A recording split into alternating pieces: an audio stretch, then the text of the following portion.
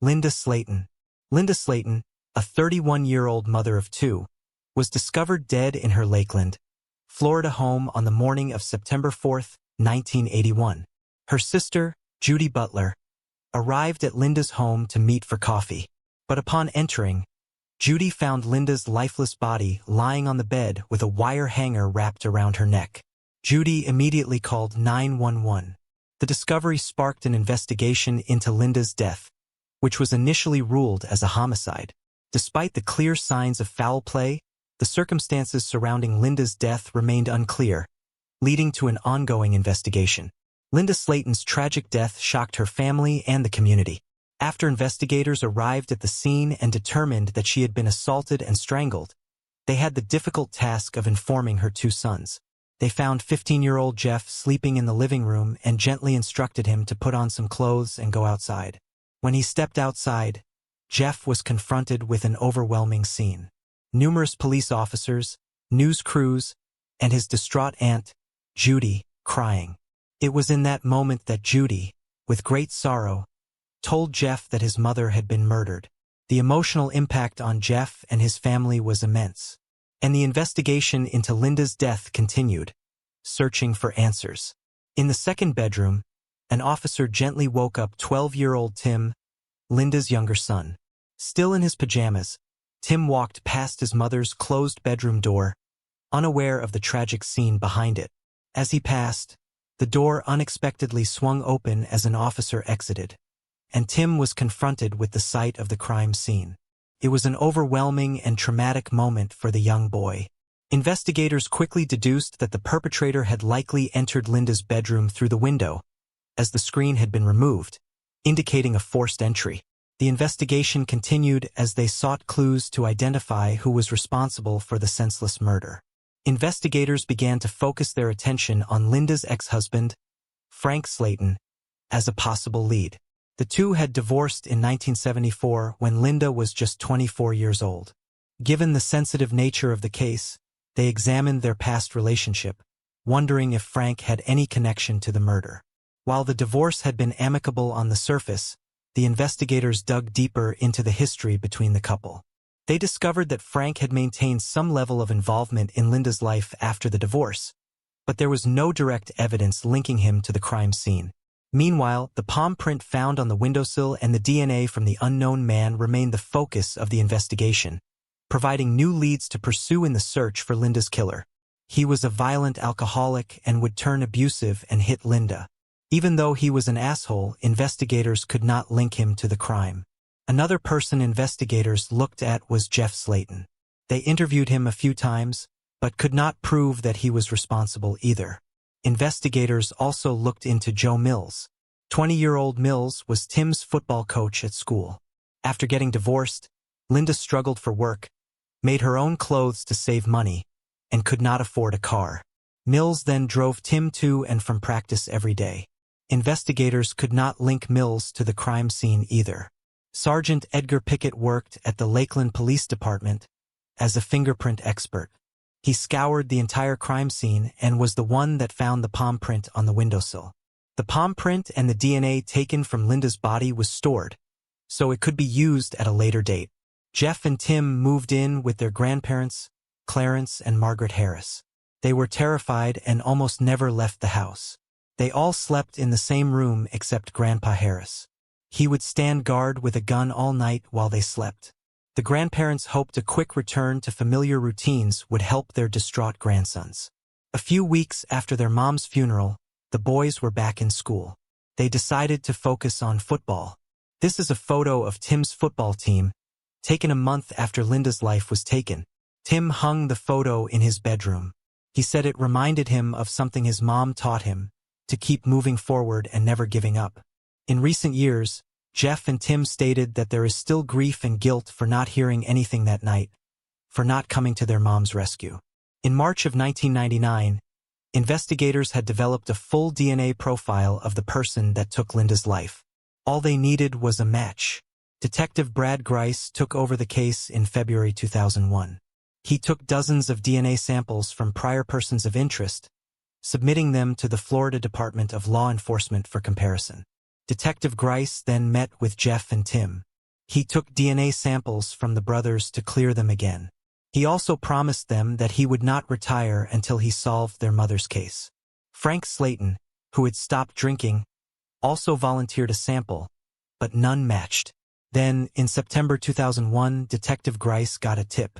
Nearly a year after Linda's life was taken, a 24-year-old man named Jimmy Ulmer pulled a 10-year-old girl through her bedroom window and nearly took her life.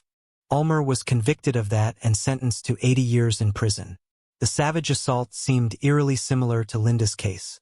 Furthermore, Detective Grice discovered that around the time Linda's life was ended, Jimmy Ulmer had been staying with a friend who happened to live in the very same apartment complex as Linda. Detective Grice, along with Jeff and Tim, felt confident that they had their man. Ulmer passed away in prison in 1996, but Grice got a DNA sample from his mother. When his DNA did not match the DNA from the crime scene, it was a massive disappointment. Felt like they were back to square one. By February 2005, Detective Grice was headed up to a new cold case unit and got the FBI to run the DNA profile continuously through all federal databanks. But the years continued to pass without a match.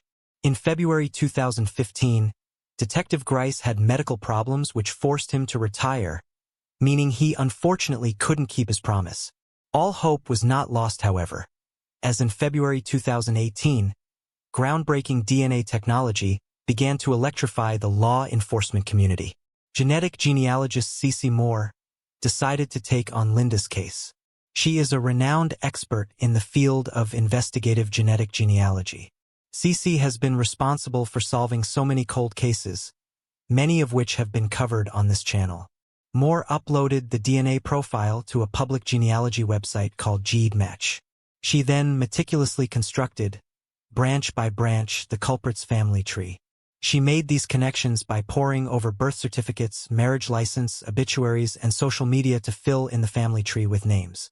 Moore explained that she uncovered 3 branches of the perpetrator's family tree that ultimately narrowed to the one person most likely responsible.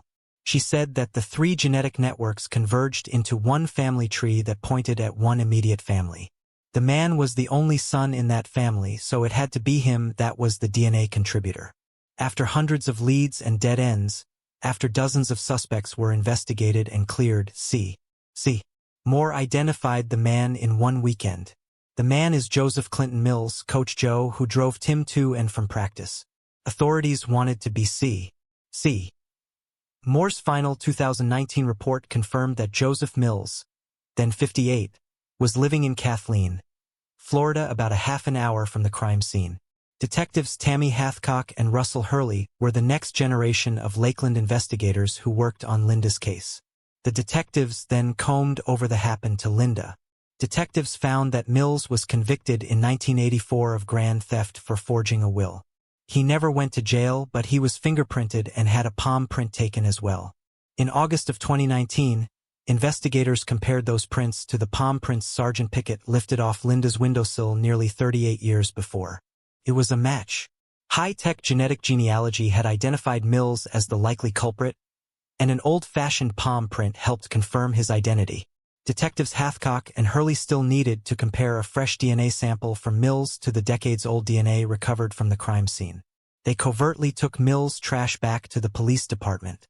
They discovered a piece of used medical adhesive tape and sent it off to the Florida Department of Law Enforcement Crime Lab for testing.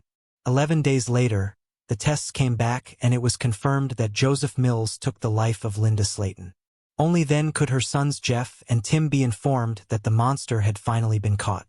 Tim said he had looked up to Coach Joe and was now sickened that he had this photo of him all these years. Even more sickening was that Mills continued driving Tim to and from practice after he took Linda's life. On December 12, 2019, detectives arrested Joseph Mills. Here is a picture of Detective Tammy Hathcock reading him his rights. He showed no emotion and didn't ask why he was being arrested, almost as if he already knew.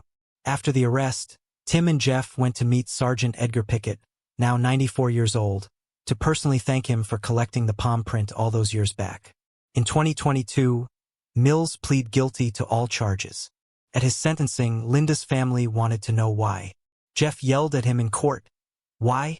I just want to know why, Joe." Why'd you take my mama from me? I loved my mama. We was happy. Mill's response infuriated everyone. I am a good person. I'm not that person that they're painting me out to be. Finally, in February of 2022, Mills was sentenced to life in prison without the possibility of parole. Cece Moore said, "We owe a huge debt of gratitude to those original crime scene investigators. Because at the time this crime was committed, they didn't even know DNA was going to be used in criminal investigations. And so the fact they collected that, and then it was stored responsibly and carefully all these years by that department is so important. If that hadn't happened, we couldn't have done our work."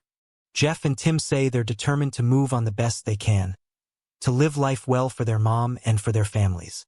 The brothers also know they never would have survived their ordeal without each other. It's clear that Jeff and Tim have maintained a deep bond and connection to their mother despite the tragic circumstances surrounding her death. If you need more information or further details about the case, feel free to ask. Moving on to the next case. Cecilia Elizabeth Newborn and Rene Perez Jr. 32-year-old Cecilia Elizabeth Newborn was last seen on September 20, 1994, by her husband, Alfredo Newborn. The couple had been dating for 2 years before getting married, and shortly after their wedding, Cecilia became pregnant. Alfredo's last memory of his wife was seeing her in their apartment on September 20th, where she was writing thank you notes for the gifts she had received at her baby shower. At the time, there were only 2 weeks remaining before the birth of their baby. Alfredo left for his afternoon shift as a nurse's aide and called Cecilia about 2.5 hours later. Strangely, she didn't answer, but he didn't think much of it at first, considering the possibility that she might have been visiting friends or family. However, as the afternoon turned into evening and Cecilia still didn't respond to his calls, Alfredo grew increasingly concerned. He decided to leave work early and check on his wife and their soon-to-be-born baby to make sure everything was okay. The first thing Alfredo noticed back home was that Cecilia's car was sitting parked on the street, rather than in its usual spot in the building's secure car park. Inside the apartment, though, alarm bells began ringing. Cecilia and Rene Perez Jr., her 6-year-old son from a previous marriage, were missing from the home. There were no signs of a struggle or a break-in and no trace of either Cecilia or Rene. Nothing was amiss. It was as if Cecilia and the unborn baby had vanished into thin air. Inside Cecilia's Jeep, Alfredo discovered a goodbye greeting card. The card appeared to be store-bought and offered little information, but it was signed, Cecilia. On the passenger seat, her wedding ring and engagement ring were found. Yet, strangely, none of Cecilia's or their baby's belongings were missing. This added to the mystery, leaving Alfredo and investigators puzzled about what could have happened. Their clothes and other possessions remained behind, including Rene's glasses, which he needed every day. After making these findings, Alfredo called a friend of Cecily's who he believed might have the answers. Kevin Annabelle was his wife's closest work colleague, and Alfredo questioned him about her whereabouts over the phone, wondering if she was at work. Kevin, however, told him that Cecilia wasn't at work. He later recalled, and he was unusually calm. "If it were me, I would be screaming at the person I thought knew where my wife was, but I was more nervous and excited than he was." Alfredo later stated that the reason he was so calm was because he believed his wife would return to him, and that she perhaps just needed a few days to clear her head. The day after the disappearance, worried relatives of Cecilia's contacted the LAPD, who in turn reached out to Alfredo, who had not filed a missing persons report. Detective Alex Velardes spoke with Alfredo over the phone and noted that he didn't appear that concerned. 2 days later, Alfredo received a letter postmarked from Van Nuys, California. Inside the envelope was another goodbye Greasy's card. It was identical to the one found in Cecily's Jeep. There was a typewritten letter inside the car signed with Cecily's name, claiming that she had run off with a doctor named Arturo and that she and Rene were moving to Honduras with him. The letter alleged that the unborn baby was possibly the doctor's child. Alfredo noted that the letter didn't sound like his wife's tone, while Kevin Annabelle, Cecilia's work friend, stated that she was almost obsessed with her husband, adding, "And when you're that in love with a person, you don't just meet a doctor and say, 'Well, I think I'm going to Honduras. Let me just write my husband a note.'" Investigators examined the letter and spoke with Cecily's friends and family, soon determining that the note had not been written by the 32-year-old. Detective Valdez felt that the writer knew more about Alfredo's background than Cecily's and suspected that a third party was involved in the disappearance. Authorities soon found out that 6 months before she went missing, Cecily had received a phone call from a woman who claimed that she had video footage of Alfredo kissing another woman at a baby shower. According to a friend of Cecily's, the woman wanted to show her the footage and the 32-year-old agreed. The woman said she would phone again to arrange a meeting, but the call never came and little more was thought of this bizarre situation. It wasn't until a few weeks before she vanished that things began to stir again, when Cecilia was contacted by a woman identifying herself only as a co-worker of her husband's. She told Cecilia that his colleagues were going to give Alfredo a baby shower at work and that she had some baby furniture that she wanted Cecilia to look at and choose from, but to keep it a secret because the baby shower was going to be a surprise. The friend of Cecilia's to whom the 32-year-old relayed all this information claimed that she had gone missing on the same day she was supposed to meet with the woman who'd called her about the baby shower. Before long, investigators had discovered that no baby shower had been planned and that the woman was not one of Alfredo's colleagues. It's unclear if the two calls were from the same woman or two separate individuals, and she or they have never been identified. Detective Velarde has expressed his suspicions of Alfredo, believing that even if he is not directly involved, he may know more than he is letting on. Alfredo, for his part, has maintained his innocence and believes his wife left him voluntarily. Alfredo and Cecilia had been married for a year at the time of her disappearance. Her friends have noted that there appeared to be no problems with the marriage, and that they don't believe she would simply take off without prior warning. Cecilia Nibble was 32 when she was last seen on September 20, 1994 in Los Angeles, California. She's described as a Hispanic female with black hair and brown eyes. Her ears are pierced, and she's between 4'11" and 5 feet tall. At the time of her disappearance, she was 8 months pregnant. Her maiden name is Amaya and she was born in El Salvador. René Perez Jr. vanished alongside his mother. He was 6 when he went missing and is described as a Hispanic male with brown hair and brown eyes. He was 3'6" and weighed a pound 70 when he was last seen. His top teeth were missing at the time and he wears glasses, but they were left behind when he disappeared. If he is still alive, he will be 35 years old. If Cecilia is still alive, she would be 61 years old. Anyone with information about the disappearance of Cecilia Newborn and her son, René Perez Jr., is urged to contact the LAPD Missing Persons Unit at 213-996-1800. Moving on to the next case. Crystal and Timek. 6-year-old Crystal and Timek was last seen on June 30, 1994, between 2 and 5 p.m. According to her brother, Jeffrey, the siblings had been tossing peaches over the roof of a house, competing to see who could throw them the farthest. Afterward, they ran back to their father's home on the 6,000 block of Brinhist Avenue after hearing their grandmother call for them. However, when the 3 boys looked back, they realized Crystal was no longer with them. Crystal has never been seen or heard from again. More than 100 officers from the LAPD conducted an extensive search of the surrounding neighborhood, but no trace of her was ever found. According to Crystal's mother, Jane Newman, several neighbors of the children's father, Mario Timek, had reported seeing Crystal wander away from the property on multiple occasions. Each time, a neighbor would return her to her father's home. Jane also mentioned that her daughter had talked about running away, adding another layer of concern to the mystery surrounding Crystal's disappearance. Few developments came in Crystal's case in the subsequent years. In late 1995, there were reports that the 6-year-old was seen near the Corvallis County Public Library. And in early 1996, detectives in Corvallis, Oregon asked for information from the public, but the lead appears to have gone nowhere.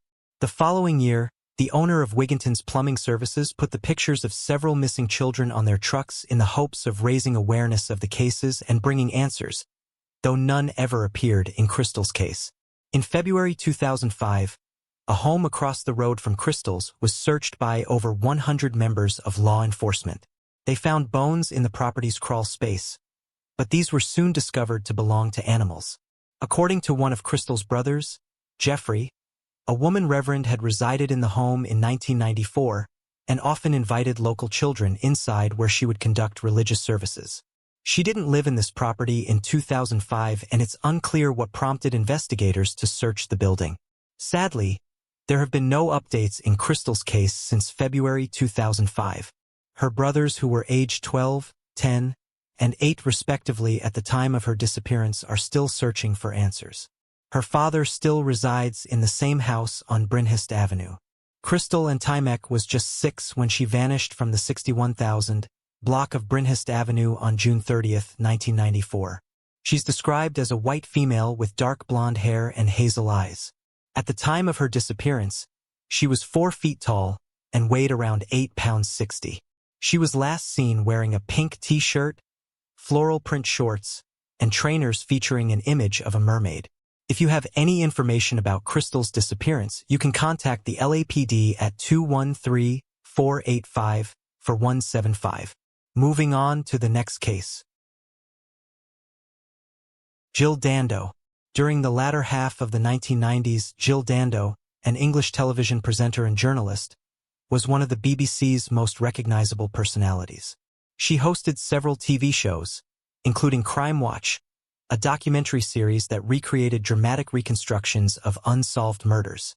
Ironically, Dando would herself become the victim of an unsolved murder, and would later be featured on the very show she once narrated. On the morning of April 26, 1999, Jill Dando left her fiancé's home. Traveling by car, she went shopping and then to her own house in Fulham. She approached the front door and she was shot dead. Her body was discovered around 14 minutes later by a neighbor. Jill was rushed to the hospital, but she was declared dead on arrival. Forensic investigations found she had been shot by a 9mm caliber automatic pistol with the gun pressed against her head at the moment she was shot. Pressing the gun against her head would have silenced the fatal shot and prevented her killer from being splattered with blood. Police struggled to find any evidence leading to her killer, though they believed her murder was the work of a deranged fan. Eventually, their attention focused on Barry George, a local man who was obsessed with celebrities, guns, and women. George was a lonely stalker with a collection of 4,000 photographs he had taken of women he had seen on the streets. He claimed that he was the cousin of Freddie Mercury and allegedly held a grudge against the BBC because he believed they covered his cousin too negatively. Despite his insistence that he was innocent, George was convicted of Dando's murder in 2001 based on flimsy evidence about a speck of gunpowder residue found inside his pocket. But on August 1, 2008, after a second appeal, George was exonerated and released from prison. The residue in his pocket, the court reasoned, might have come from somewhere else. Furthermore, the murder weapon had never been recovered, and George had been ruled intellectually incapable of being able to carry out the crime. To date, the crime still hasn't been solved. It led to widespread speculation. One theory was that Dando was targeted as part of a revenge crime for a story she had investigated herself on Crime Watch. Others believed she'd been the victim of a professional assassin, hired by someone who wanted her dead. Another suggested she'd been killed by the Serbian mafia. This was the time of the Kosovo War, and Dando had presented a charity appeal on behalf of the Kosovo refugees. She later received a letter from a Serbian source condemning this action. Also, the NATO bombings of the Serbian TV headquarters had taken place 3 days prior to Dando's death. It was theorized that she may have been killed by Serbian extremists in retaliation for the charity appeal, or even for the bombing. The case remains open and unsolved. Moving on to the next case. Gabriel Nagy. Gabriel Nagy, a dedicated father and respected member of his family, led a fulfilling life in Sydney, Australia, with his wife Pamela and their children Stephen and Jennifer. Immigrating to Australia as a young boy, he had a strong connection to his family and his community. Gabriel worked as a shop fitter, assisting businesses in constructing retail spaces around the city. Despite his content and stable life, something began to tear his family apart, leading to an unforeseen and tragic outcome. Gabriel had aspirations of becoming an accountant and was taking courses to reach that goal. On January 21, 1987, He went into the city to take care of some errands and called his wife, Pamela, to let her know he would be home for lunch. Pamela prepared a meal for him and waited, but Gabriel never arrived. She waited anxiously until she received a phone call that would alter her life forever in Sydney. Surely, someone had to know what happened to Gabriel after the car accident. Unfortunately, no one knew. 2 weeks after Gabriel disappeared, the police determined that he withdrew money from a bank in the city of Newcastle. Newcastle is about 100 miles away from Sydney. His family was hopeful about the new lead and believed this would help them find Gabriel. The lead turned into a dead end, however, and the case went cold for 2 more decades. There was a senior constable by the name of Georgia Robinson. She promised herself that she would solve this case. In her last attempt at finding Gabriel, she did just that in February 2012. She looked through some files when she came across something interesting. The Medicare system in Australia showed documents that a person named Gabriel Nagy recently underwent eye surgery. The records also showed that the man went by another name, Ron Saunders. Constable Robinson called this man. He told her that the last 2 decades of his life was fuzzy to say the least. He spent most of his time homeless, just wandering from city to city. That was until a pastor by the name of Barry Hale came across Gabriel. The pastor gave Gabriel a job at the church as a caretaker. Gabriel got the name Ron Saunders from a sign for the Queensland Saunders Beach while he was wandering around. His memories slowly came back, so when he got the eye surgery, he gave the name of Gabriel Nagy as well. Robinson flew to where Gabriel was currently living and showed him pictures of his family. More and more of his memories started to come back. The car accident Gabriel was in left him with a serious head injury. He then fell into a fugue state, which led him to forget everything about his life. Gabriel described the situation as unreal. He still didn't fully remember his family. He vowed to keep in touch, but he couldn't bring himself to move back in with his family. This is a photograph of Pamela and their daughter, Jennifer. With the photo album they showed Gabriel, and here is a picture of Gabriel and Jennifer when they first saw each other again in February 2012. Moving on to the next case. Angelique Emily James. According to family members, 4-year-old Angelique Emily James was last seen at her family's home in Los Angeles on February 15, 1997.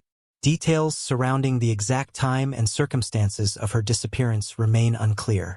Once her absence was noted, investigators questioned her mother, Shirley, and James, who could not provide any evidence regarding her daughter's whereabouts and was uncooperative with authorities. In November, 9 months after the disappearance, Shirley was taken into custody after being ordered to present Angelique but failed to do so. The situation grew increasingly dire as Angelique's 3 sisters had already been placed in the care of Child Protective Services, CPS, following allegations of abuse. Shirley had 4 other children in total, including a 9-month-old daughter who tragically died in 1992, allegedly from sudden infant death syndrome. Shortly after her arrest, Shirley was charged with the presumed murder of Angelique, as well as 3 counts of child abuse and 2 counts of corporal injury to a child. The death of her 9-month-old daughter was looked into by homicide detectives, but no charges were filed. Investigators believe Angelique died between December 15, 1996 and March 1, 1997. In late 1997, authorities searched the garden of the family's home hoping to find the remains of Angelique. And while a cadaver dog initially found a scent in the area, no evidence was discovered. Shirley pleaded not guilty to all charges laid against her in January of 1998, but later pleaded no contest to involuntary manslaughter in Angelique's case. Under this plea agreement, she was given a maximum sentence of 5 years. Angelique remains missing. Her body has never been found. She was 4 when she vanished from her family's LA home, and though the date of her disappearance is listed as February 15, 1997, she may have gone missing as early as December 15, 1996. Angelique is described as a black female with black hair and brown eyes.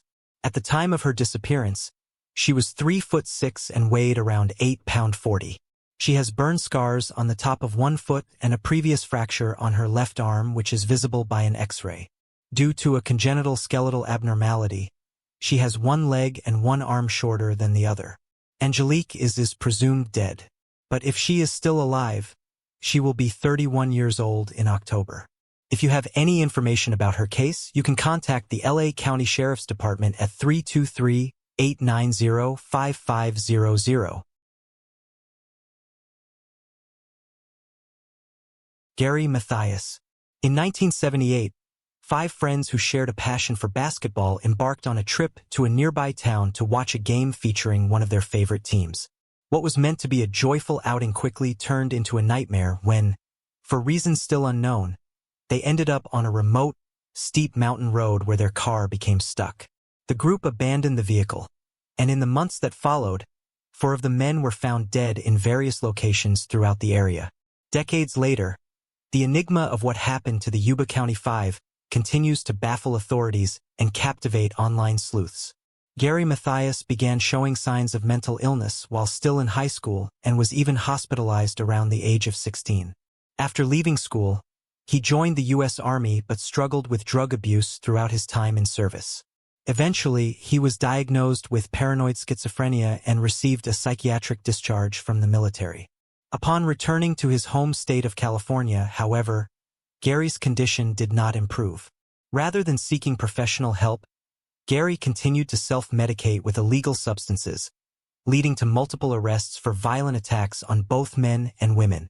In 1974, he managed to escape from a mental hospital while wearing pajamas and hitchhiked roughly 100 miles back to his home. In another escape, he walked 540 miles from Portland, Oregon to Marysville, California. Eventually, Gary decided to seek proper treatment and began taking medication for his schizophrenia. This led to a noticeable improvement in his behavior. By 1978, Gary was regarded by his doctors as one of our sterling success cases. He was able to maintain a job at his stepfather's gardening business, which supplemented his disability payments from the Army. For the 2 years leading up to his disappearance, his behavior was reportedly excellent by all accounts. In the months prior to vanishing, Gary formed friendships with 4 other men. The group, often affectionately referred to by their families as the Boys, all lived with their parents in Yuba City in Marysville, California. Theodore, Ted Weir, the oldest of the group at 32, was described as a slow learner who exhibited a childlike friendliness and trust. It was noted that he would wave to strangers and become upset if they didn't wave back. Ted had worked as a janitor and a snack bar clerk but eventually left these jobs at the urging of his family, who felt his difficulties with learning were causing problems. Jack Madruga, 30 years old, was the second oldest member of the group. A high school graduate and an Army veteran, he too was informally labeled as a slow learner. He had recently been let go from his job as a busboy. 29-year-old William Bill Sterling and 24-year-old Jackie Hewitt were both described as having learning disabilities. Jackie was closest to Ted, noted as being a shadow to his friend, and he was known to hate making phone calls. Ted would often answer or make calls on his behalf. Bill was known to be deeply religious and spent many hours reading at the library. The group's favorite pastime was watching or playing sports, with basketball being a particular favorite. They played together on a team called the Gateway Gators, which was supported by a local program for individuals with intellectual disabilities. The day after the men vanished, the Gateway Gators were scheduled to participate in a week-long tournament sponsored by the Special Olympics. The winners would receive a free vacation to Los Angeles, and the group was thrilled about the event, having spent weeks planning and preparing for it. On the evening of February 24, 1978, just one day before the tournament, the group decided to have some fun by watching a basketball game at California State University, as one of their favorite teams was playing. All 5 men climbed into Jack's prized turquoise and white 1969-9 Mercury Montague. Although only Jack and Gary had driver's licenses, Jack, who was very protective of his car, refused to let anyone else drive it. Just before 10 p.m., the men got back into the car after the basketball game ended. Before making the journey home, they decided to stop at Bears Market in downtown Chico. The woman working the till that night remembered the group because they came in just as she was about to begin closing up, much to her irritation. The men bought various snacks, 2 Pepsis, and some milk before leaving and getting back into their car. They drove south of Chico and were never seen again. The following morning, the families of the 5 men reported them missing. The police in Yuba County launched a search in and around Chico but were unable to find any trace of the men or their vehicle. It wasn't until February 28 that the first clue emerged, when a forest ranger spotted the Mercury Montague parked along Oroville-Quincy Road. Although he had seen the car on the 25th, he hadn't realized it was linked to the missing men until he later came across a bulletin about the case. At that point, he alerted investigators to his discovery. Inside the car, police found nothing particularly useful. There were wrappers and empty cans and cartons from the items the men had purchased from Bears Market, programs from the game they'd attended, and a copy of several maps, including one of California. One of the most peculiar things detectives noted, though, was the vehicle's location. It was 70 miles from Chico and nowhere near any routes available at the time that would take them to Marysville or Yuba City. Furthermore, the track that it was on was described as a long, winding, mountainous dirt road, and nobody, including the men's family, could understand why they'd climbed such a road, especially given that they were not prepared for the harsh winter weather. Each man had gone out in a light jacket. They'd made no mention of stopping by anywhere else after the game, and it was unlike them to do so given that they had plans to attend their basketball tournaments the following day. Jack Madruga's parents noted that their son was not fond of cold weather and had never gone up into the mountains. Similarly, Bill's father pointed out that his son was not interested in the outdoors.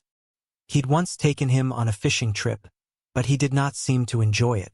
The car was around 4,400 feet in elevation around where the snow line was at that time of year. The remainder of the road was closed for the winter.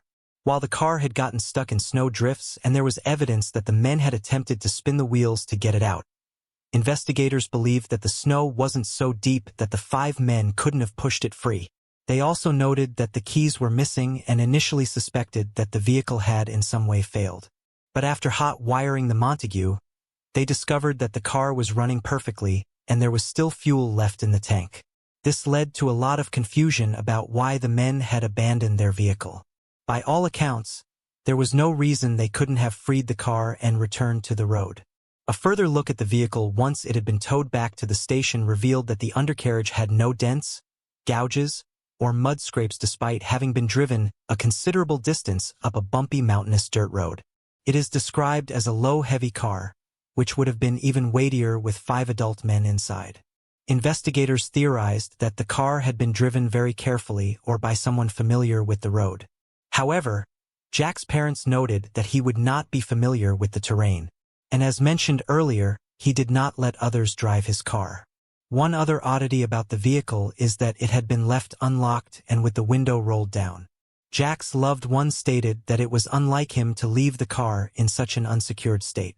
Further search efforts after this point were abandoned due to the worsening weather. Though no more evidence was collected at this time, the police were inundated with reported sightings of the men in various parts of the state and beyond. Some alleged sightings put them in Ontario, Canada, and others in Tampa, Florida. There was even a supposed sighting of them in a Sacramento cinema in the company of an older man. None of these sightings were ever proven at the time. Police even spoke with psychics at this point who claimed they'd been kidnapped and taken to Arizona or Nevada, while another alleged that they'd been murdered in Oroville in a 2-story red brick house or possibly a red-stained wood house with a gravel driveway and the number 4,723 or 4,753. One investigator on the case, Yuba County Lieutenant Lance Ayers, even drove around looking for the house for 2 days, but was unable to find it. One witness who is deemed credible by investigators is Joseph Charms, who was 55 at the time of the disappearance. He told authorities that on the night of February 24th, he had been in the vicinity of where the Montego had been abandoned. According to Joseph, he had a cabin and had driven up intending to check in on the property. At 5:30 p.m. and about 150 feet up the road, however, his vehicle became stuck. In the process of trying to free it, he realized he was experiencing the early symptoms of a heart attack. He returned to his car and kept the engine running to provide heat. 6 hours passed before Joseph saw headlights behind him. At this point, he was lying in his car and experiencing severe pain. The car behind him had a group of people around it, one of whom was a woman with a baby. He recalled shouting to them for help, but they ignored him, turning their headlights off and going quiet. Joseph later saw 2 more lights behind him, this time flashlights, and called out again. But once more, he was ignored and the lights were turned off, giving way to darkness. A short time later, Joseph recalled that a pickup truck parked behind him for a brief time before continuing down the road. However, he told investigators that he couldn't be completely sure of this sighting because at that time he was delirious from the pain he was suffering. By morning, his car had run out of fuel and his symptoms had dulled down somewhat. He decided then to walk 8 miles down the road to a lodge where he was driven back home. He passed by the Montego left behind by the Yuba County 5. He remembered hearing voices coming from this direction during the night. It has been confirmed that Joseph suffered a mild heart attack on the night of 24th. If Joseph was correct when he said he heard voices and saw flashlights in the direction of the Montego, it is possible these voices and flashlights belong to the missing men. However, Ted's mother noted that ignoring someone who was asking for help was not something her son would likely do.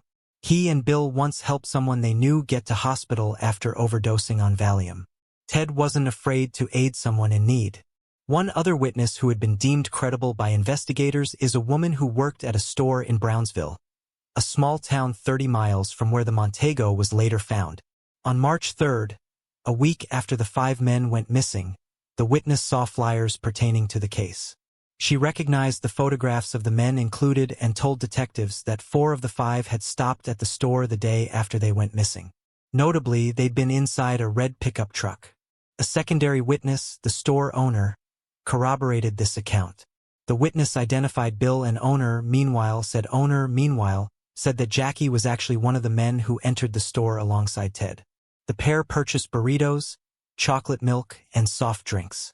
While those who knew the men considered that their purchases lined up with the kind of products they were known to buy, Ted's brother told the LA Times that it was completely out of character for him to be driving around Brownsville in an unidentified vehicle, especially when they were due at a basketball game that all been very much looking forward to.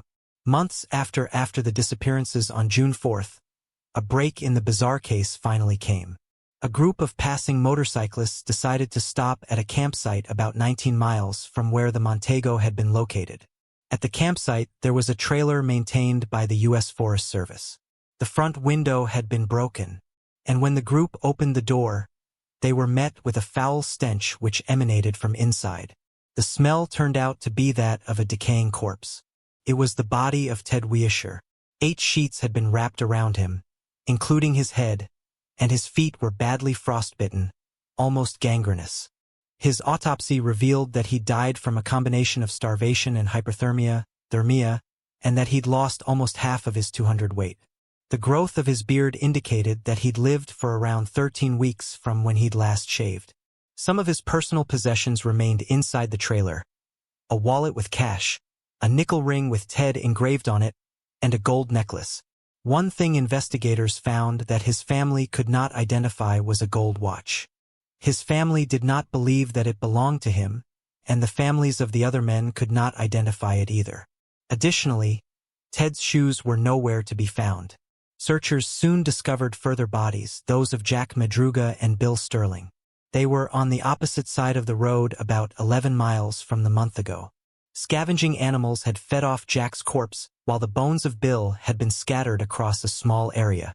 It was determined that both had died of hypothermia, and investigators had speculated that one of the men may have succumbed to sleep, one of the last stages of hypothermia, and the other stayed with him before finally passing away in the same manner. In the days that followed, Jackie's father found his son's backbone under a bush, just 2 miles from the trailer. His shoes and jeans were located nearby and helped to identify the remains.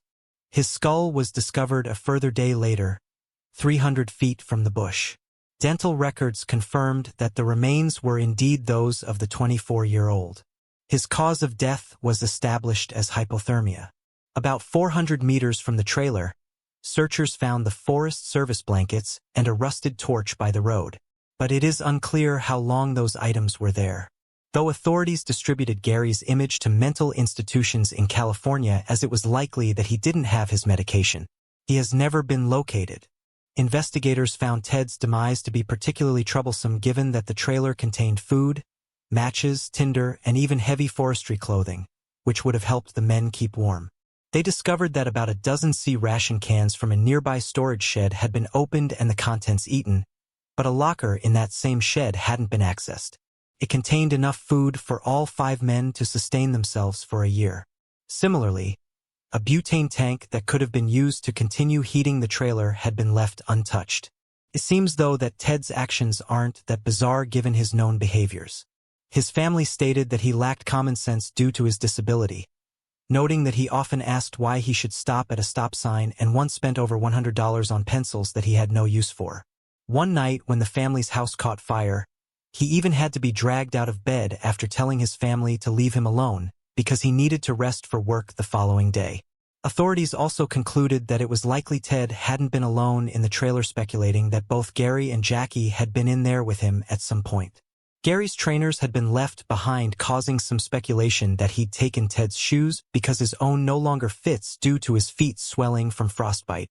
Furthermore, the C rations had been opened with a P38 can opener, and only Gary or Jack Madruga would have been familiar with this device given that they both served time in the military. It has also been noted that the sheets over Ted's body had likely been wrapped around him by somebody else, as his feet would have caused far too much pain for him to maneuver the fabric around himself. To this day, investigators still can't fully explain what happened to the Yuba County Five. It is still unclear as to how the men ended up on the dirt road, although there is speculation that they became lost. It has also been theorized that most of the men failed to feed themselves or clothe themselves with forestry clothing because they were afraid they would be accused of stealing. It is possible that they didn't start a fire inside the trailer because they had been told in the past not to start fires. Although it has also been suggested that the men thought they'd broken into a private property and did not want to touch anything for fear of being reprimanded or apprehended by police. While authorities learned that Gary had friends in Forbes Town and suggested that they got lost driving there, those friends have reportedly said he wouldn't drop by unannounced and that they had made no plans with him. The day before the men disappeared, a USFS Snowcat had cleared snow from the roof of the trailer along the road where the Montego was found. Police have speculated that the group may have followed the tracks, mistakenly thinking the trailer was nearby. They theorized that Jack Madruga and Bill Sterling likely died from hypothermia about halfway through the walk, and the remaining 3 men may have broken a window to enter the trailer. While the Charlie Project mentions that the families of the other men have suggested Gary might have been involved in the events leading to their deaths, investigators do not believe he played a role, nor do they believe he is still alive. Online theorists have suggested that Gary may have left the trailer to seek help but became lost, possibly in a dense forested area. His body may not have been found because he is located further away from the others, hidden by shrubs and foliage. The mystery of the Yuba County Five remains unsolved, and Gary Mathias is still missing. He is described as a white male with brown hair and hazel eyes, wearing glasses and having a small birthmark on the right side of his chin. At the time of his disappearance, he was 5 foot 10 inches tall and weighed 170 pounds. Gary was 25 years old when he went missing, and if he is still alive today, he would be 70 years old. If you have any information about his disappearance, you can contact the Yuba County Sheriff's Department at 530-7497. Moving on to the next case. Gareth Williams. Gareth Williams, a Welsh mathematician, joined England's Secret Intelligence Service, MI6, after dropping out of his graduate studies. Known for his intense dedication to his job and his very private nature off the clock, Williams worked primarily on tracking and researching cash flows from Russia to Europe. When he failed to show up for work for 7 days, his concerned colleagues contacted the police, as he was known for his punctuality and never missed work without notice. On August 23, 2010, police conducted a welfare check at his flat in Pimlico, London, which was used as an SIS safe house.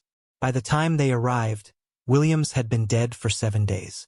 His body was discovered inside a red North Face duffel bag, stripped of his clothes and padlocked from the outside.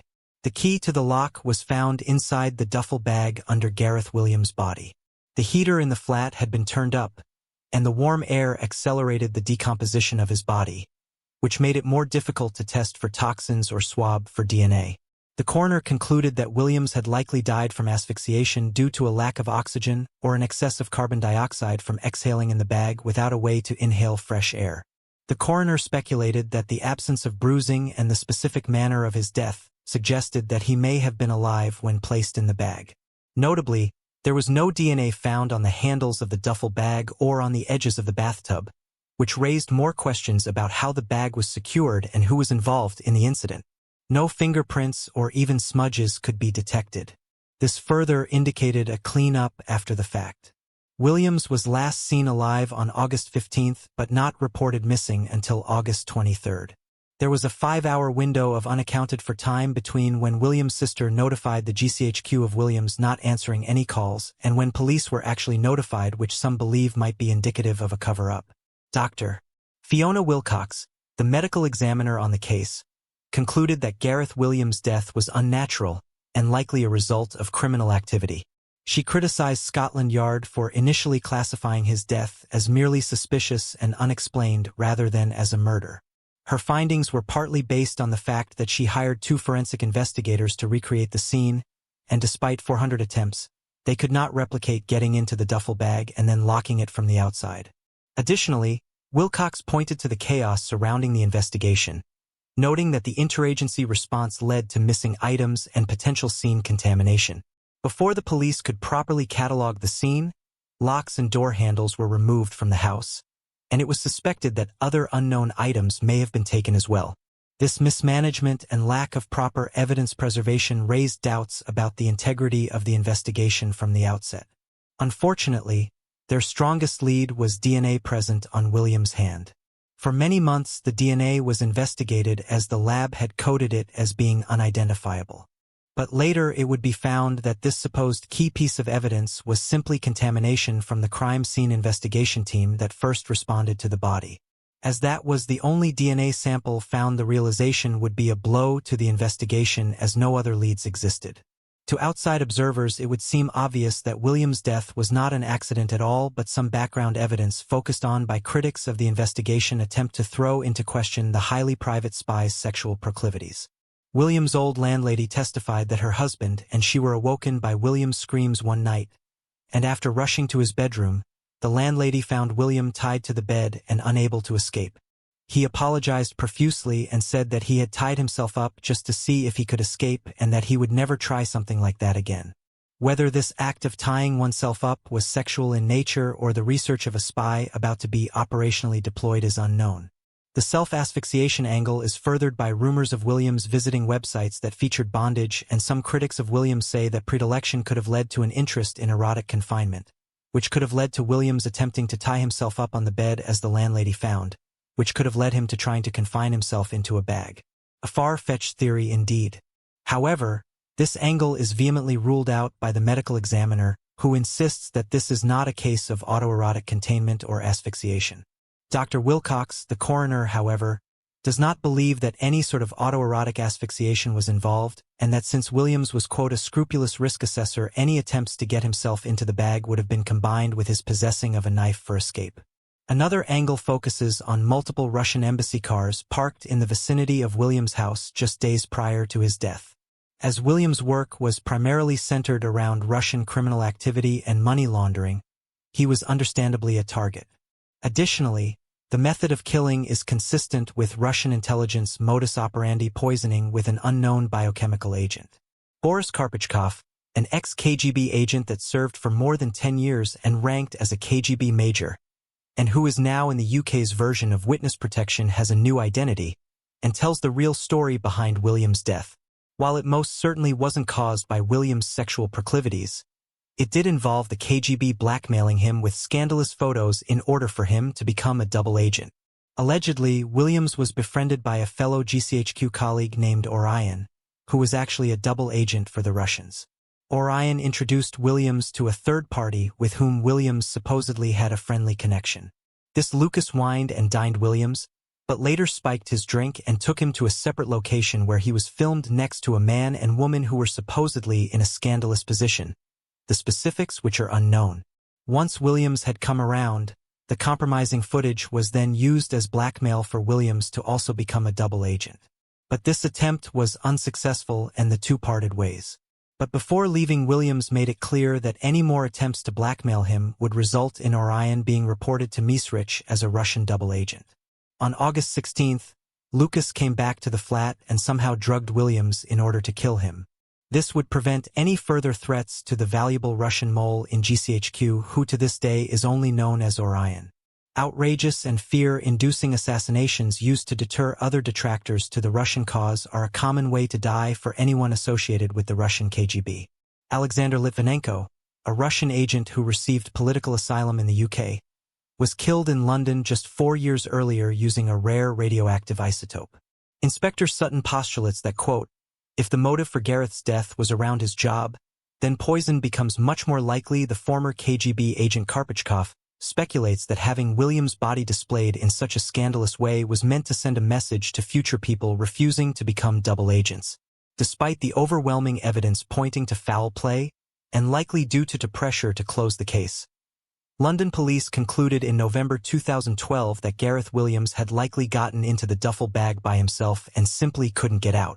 This theory, which was met with by many, suggested that Williams somehow climbed into the bag and locked himself in, but then was unable to escape, leading to his tragic death. Critics of this conclusion argued that it did not align with the forensic evidence or the circumstances of the case, and many felt that the investigation had been mishandled, leaving critical questions unanswered. Gladys Ariano. 17-year-old Gladys Ariano lived in Boyle Heights, Los Angeles, in 1996.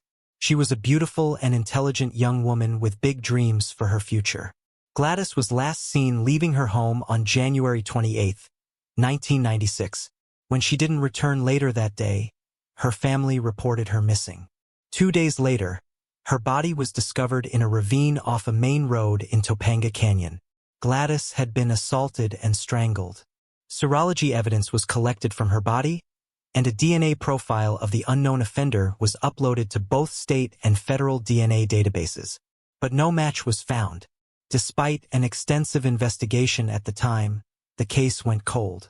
However, in February 2019, Los Angeles police arrested a man named Jose Luis Garcia for domestic assault. During the booking process, DNA swabs were taken from Garcia and processed. Investigators soon realized that his DNA matched the DNA recovered from Gladys's body. Detectives visited Garcia and questioned him about Gladys, noting that the crime had occurred when he was just 19 years old. They then obtained a second DNA swab from him. The Los Angeles Crime Lab was then able to confirm that Garcia's genetic profile matched the unidentified sample taken from Gladys' body in 1996. 43-year-old Jose Luis Garcia was arrested by U.S. Marshals on September 29, 1939 in Dallas, Texas. He was extradited on October 14 to Los Angeles County, where he was held on a $1 million bail. Detective Hugo Renaga said this case is typical of the type of cases that the unsolved detectives are faced with on a daily basis. We are gratified that we are successful in bringing this tragic case to a close. Renaga confirmed that investigators were also exploring the possibility that Garcia might be connected to other crimes. Gladys' niece and goddaughter, Samantha Moreno, spoke passionately about the importance of remembering her godmother, as well as all women who have been victims of violence. Recognizing her life is important. Beautiful Latina souls from Boyle Heights should never be forgotten, Moreno stated. Acts of violence against women should never be forgotten. Samantha Moreno thanked the detectives who never lost sight of finding justice. Gladys Ariano's case was worked on by retired detectives Joe Purcell and Sean McCarthy, who both work part-time on the Sheriff's Department's Unsolved Case Unit. Thank you for not giving up on our Gladys, who was a loving daughter, sister, aunt, and godmother. Gladys was only 17 when her life was taken. She had a beautiful soul. She was beautiful, intelligent, gorgeous, and she had a radiant smile. She had such big dreams for her life. My grandparents would have been so proud of her. Moreno said she was grateful Garcia was off the streets after nearly a quarter century. We want nothing more than for him to pay for his brutal crime, she said. We recognize that this will not bring Gladys back, but we are relieved to know that there will be justice for Gladys. This is a victory that we acknowledge in her honor, and we look forward to more victories. José Luis Garcia was found guilty of all the charges against him on July 18, 2023. It was a day the loved ones of Gladys Arellano had been waiting decades for. "It is never enough for having taken a life of such a beautiful soul," said Elizabeth Arellano of her sister, Gladys. Gladys Arellano's sister and best friend told the court what Garcia did nearly destroyed them as they wondered for more than 25 years what happened to her. "It was tough, but it felt really good to finally get it off your chest and actually like seeing him and, releasing it. And having some kind of comfort," said Vanessa Arellano, Gladys Arellano's younger sister. Janet Ramirez, Gladys Arellano's close friend, said the plea deal gives her some comfort. "But it is not enough. 19 years is never enough, but I have comfort knowing now she can rest, that the perpetrator is going to be behind bars. Because for 25 years, I've lived with the guilt of not knowing what I could have done differently," Ramirez said. José Garcia was sentenced on August 15, 2023, to 18 years and 8 months in prison for taking Gladys' life. Garcia pleaded no contest to voluntary manslaughter, kidnapping, and domestic assault, according to the district attorney's office. He waived credit for the just over 1,000 days he had spent in jail since his 2020 arrest. Retired Sheriff's Detective Joe Purcell handled the cold case investigation. "The fact is that we can give justice to people and to society," he said. "It is really important not to let these cases go unresolved. We need to have people pay the debt they owe to society." Moving on to the next case. Everett Hawley. On February 19, 1976, Everett Hawley, 72, said goodbye to his wife, Ethy, unaware that their ordinary farewell would soon mark the start of a day that would take an unexpected turn. That morning, Everett was picked up from his home in Stockton, Illinois by his business partner, Clarence Owens. Clarence arrived in style with his newly painted bright gold 1966 Chevy Impala. Everett's wife recalls that both men wore business suits, and she had reminded her husband to bring only a light overcoat due to the unusually warm February weather. Everett and Clarence spent their days buying and selling real estate, often traveling across northern Illinois looking for farms to purchase. That day, the two attended a political rally for gubernatorial candidate, James Thompson, at the American Legion Hall in Pentaconica.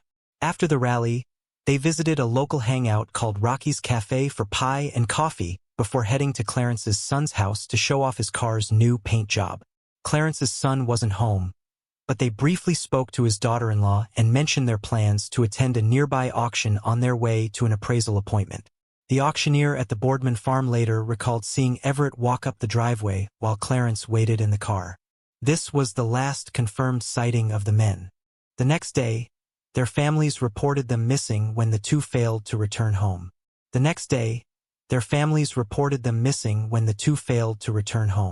Authorities initially thought they might have been in a car accident.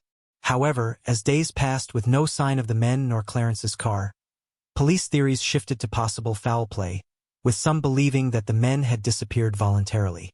A massive search effort was launched involving local police, civil defense units, and 5 airplanes scanning the roads between the areas the men were last seen, but to no avail.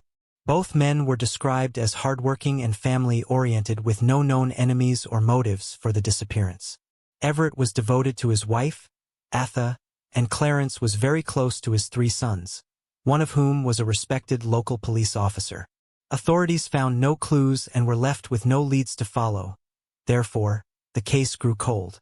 Everett's wife, Itha Hawley, passed away shortly after the first anniversary of his disappearance. Her death was said by some to be from a broken heart, a tragic end that reflected the despair and confusion she carried. For many, Atha's passing marked a final chapter, deepening the belief that Everett would never be found alive. In February 2005, a theory emerged, linking the case to the 1976 kidnapping of Fred Lickel, a cashier clerk who was taken hostage after a farm auction in Wisconsin by one William Exline. Though Exline denied involvement in the men's disappearance, similarities between the case were noted by law enforcement, but no arrests were ever made. Until 2024, there was no trace of Clarence, or Clarence's prized gold car. Families and even retired investigators of the case tell the media they were haunted by the mystery of what had happened to the two men on that sunny February day. Finally, in March of 2024, civilians enjoying a day of fishing along the Pentaconica River discovered a submerged vehicle using their sonar fish binder, a digital way to map underwater environments. Authorities were quickly informed. The town sheriff noted the difficulty of the ensuing search. The vehicle lay partially embedded in mud at a depth of 8 to 10 feet, a shallow resting place by some measures, yet treacherous enough to complicate the recovery efforts. Authorities were able to use a crane, and there they pulled out a 1966 Chevrolet Impala sedan. More than 100 bones were retrieved from inside the vehicle and the surrounding riverbed. DNA later from the bones was compared with DNA profiles from the men's relatives in order to identify them. Testing performed confirmed the bodies found were the remains of the two businessmen and longtime friends.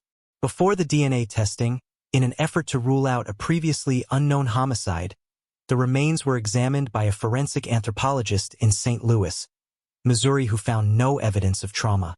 Winnebago County coroner said that how the two men died is still unknown, but that no foul play is suspected. The sheriff of the town remarked, "This is a testament to the dedication and perseverance of our detectives and forensic experts. It serves as a reminder that no case is ever truly closed. Regardless of it, should also be noted that this breakthrough would not have been possible without the proactive actions of civilians who, while enjoying an otherwise ordinary day of fishing, ultimately changed the lives of not one, but two families." Moving on to the next case. Christina Renee King. Christina Renee King, affectionately known as Cricket by her family due to her small stature, was born in 1972 and lived in Kansas City, Kansas.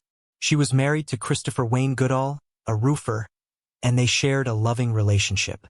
In 1988, the couple joyfully welcomed their first child, a daughter named April. 3 years later, Christina and Christopher welcomed their second daughter, Ashley. However, due to financial struggles and Christopher's inability to sustain the family with his job, Christina took matters into her own hands. She began offering escort services in exchange for money on Central Street. When Christopher was imprisoned, Christina's situation grew even more difficult, and she seemed to lose hope. Despite her circumstances, those who knew her believed that Christina was a kind-hearted person, despite the label society had placed on her. Despite the challenges she faced, Christina had managed to survive. But her recent release from prison marked a tragic turning point. The very next day, on Christmas morning, December 25, 1998, the family received devastating news. It was on that day, as April, now in 5th grade and celebrating her 10th Christmas, that Christina's life came to an abrupt and tragic end. On that cold winter morning, a group of boys scavenging for scrap metal in an abandoned nursing home's driveway stumbled upon a horrifying sight. Amid the silence, they discovered a partially naked body, battered and discarded like trash. The victim, beaten and bruised, had suffered blunt force trauma to the head. Her pants were half pulled down, and her bra, shoes, and other belongings were scattered nearby, painting a grim picture of what had transpired.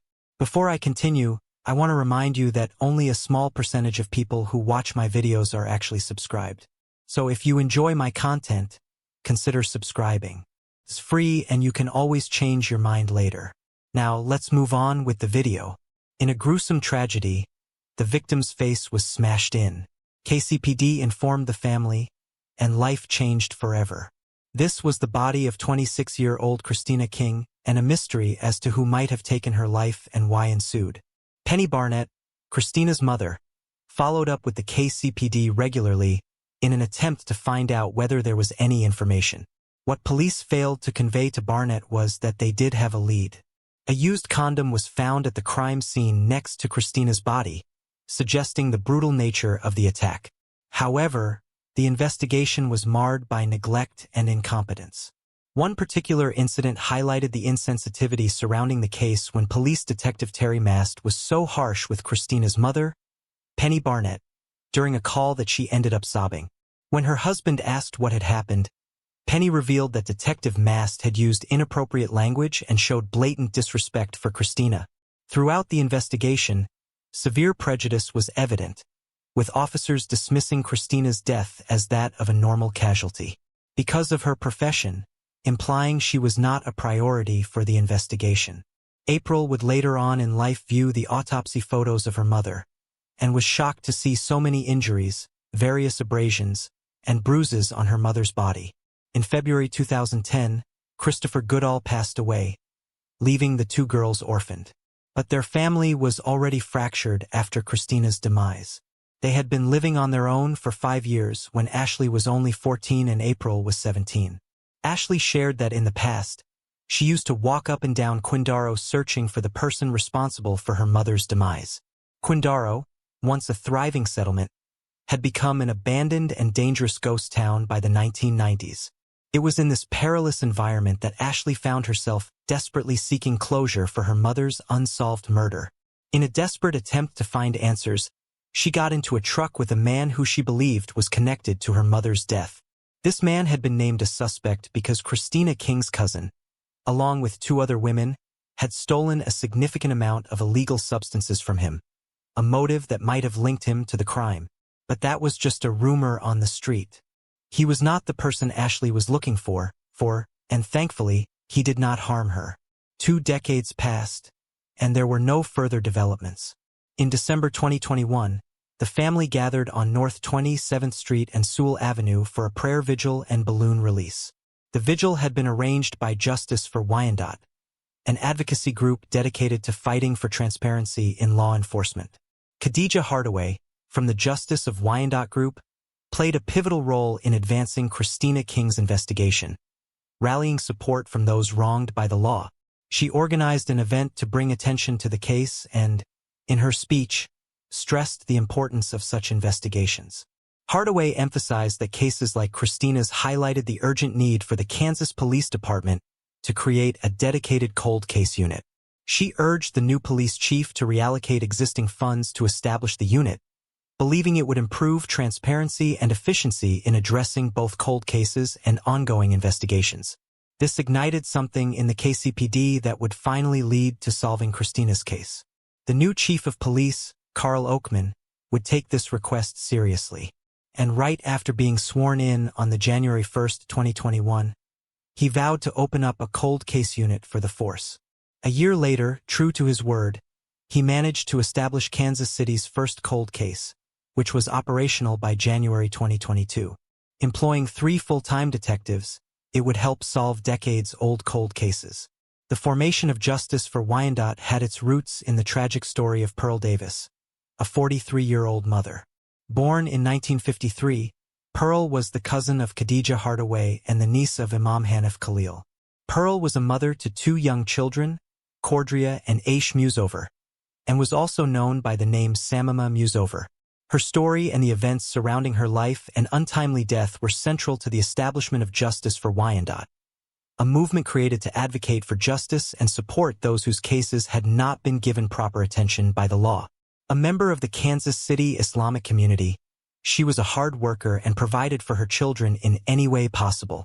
An expert seamstress, she sewed clothes as a service and ran a transportation business providing rides to Chillicothe Correctional. Additionally, she served as an SRS driver, ran a daycare, sold dinners and bean pies, and actively participated in her family's lives, handling a diverse range of responsibilities. Since Pearl was so actively involved socially, everyone immediately noticed her missing.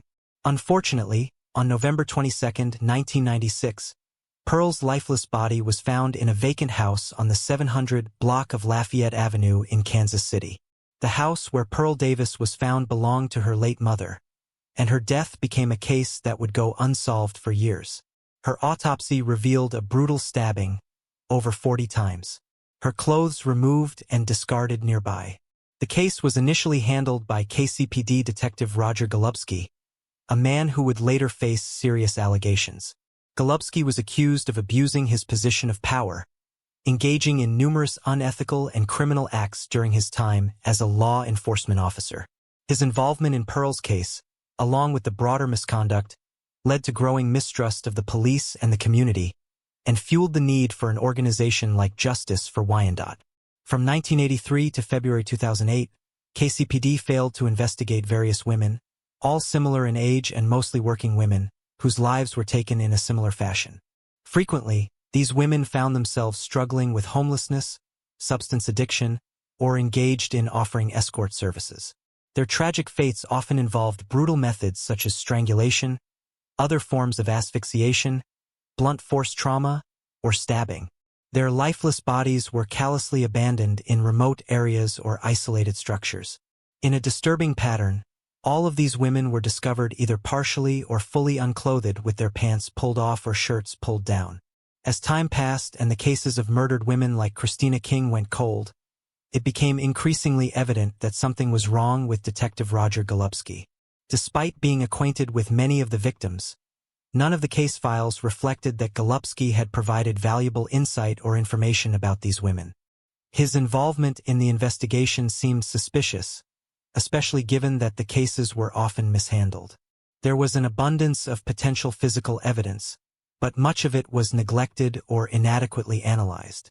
This lack of attention to forensic details only deepened the distrust in the system and highlighted the need for reform in the Kansas City Police Department, as well as a more thorough investigation into the role of Golubski in these cases. This resulted in either limited evidence collection or insufficient efforts to identify potential assailants whose DNA or other forensic results could be compared. The incompetence was remarkable. In fact, in the case of Christina King, the case Speedy received a DNA match with a potential suspect but failed to conduct a follow-up investigation.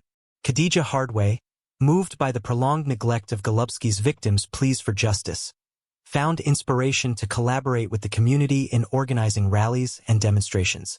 The goal was to ensure that the unsolved cases, the faces of the affected women, and their stories would not fade into oblivion.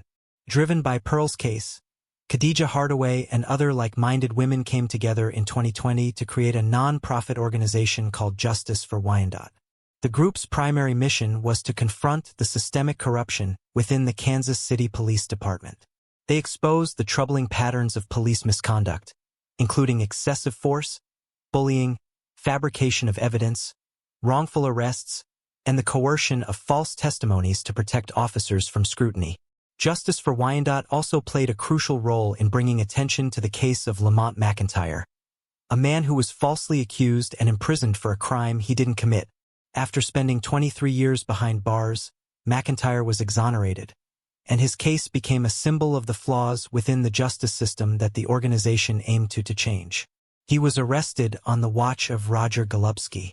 While exonerated in 2017, he never got justice. Golubski roamed free.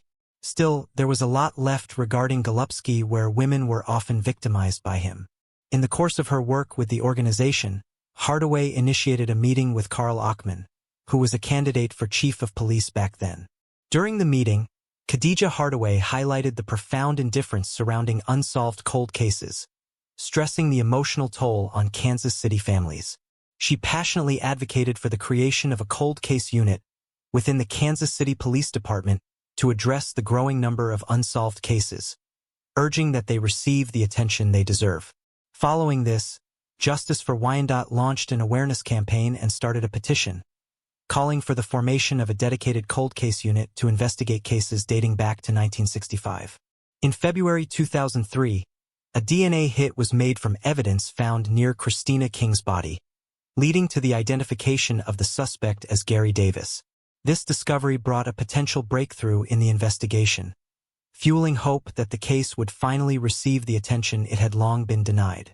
Yet shockingly, he was not immediately brought in for questioning. It took 14 months to question Gary Davis despite his being under intensive supervision by Wyandotte County Community Corrections. 52-year-old Gary Davis was a Kansas City resident, but at the time of the alleged incidents of Christina and Pearl, he was a 23 to 25-year-old truck driver. It made sense why back then he would have escaped any type of connections because the nature of his job would send him miles away from the scene of the crime. Police knew his whereabouts at all times, yet it took a whole 20 years to arrest Davis. The investigation into Gary Davis was a long and frustrating process, with slow progress at every step. It took the police department 14 months to interrogate the suspect, and then there was an inexplicable silence for the next 20 years.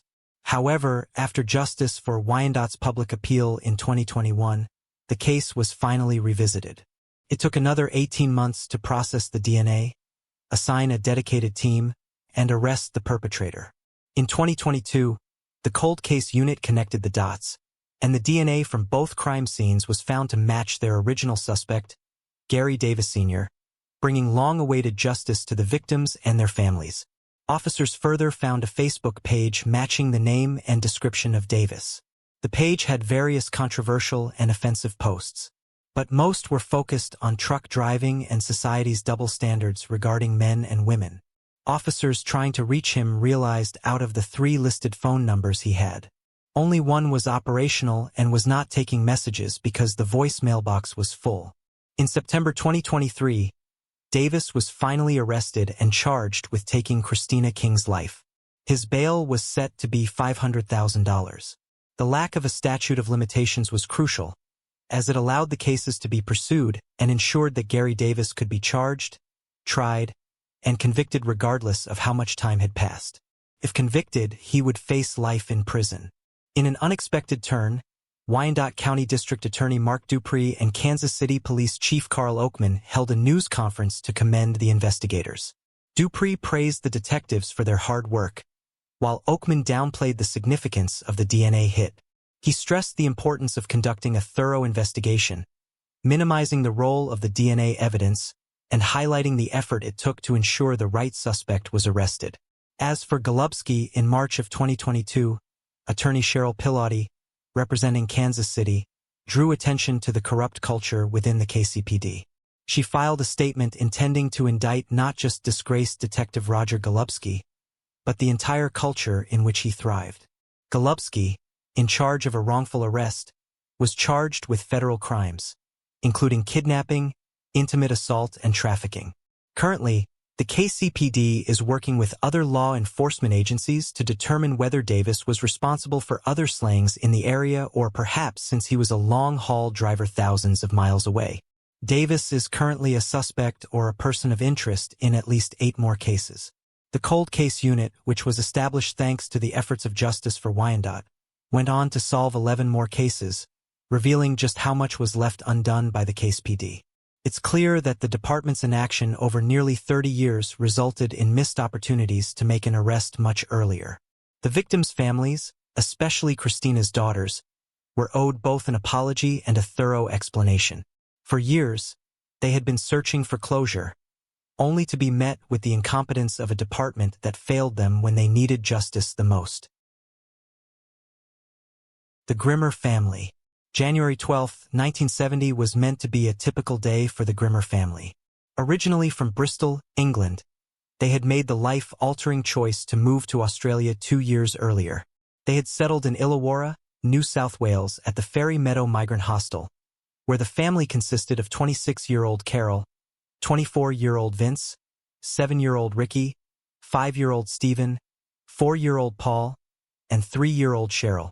On January 12th, the Grimmers planned a visit to the nearby Fairy Meadow Beach. The only family member missing from the trip was Vince, who was working as a combat engineer for the Australian Army and couldn't join them. While the children played under the warm summer sun, the weather suddenly changed in the afternoon around 2 p.m. as winds picked up, shifting direction and blowing sand everywhere. At this point, Carol decided it was time to leave and started gathering their things. She instructed the children to wash off together in the shower block before they headed home. However, 10 minutes later, Ricky, the oldest child, approached his mother and explained that 3-year-old Cheryl was refusing to leave the shower block. Carol quickly followed Ricky back to the showers but found Cheryl was no longer there. Growing increasingly worried, the mother of 4 ran to a nearby house and asked the residents to call the police. Around this time, witnesses reported seeing a man carrying a girl they believed to be Cheryl.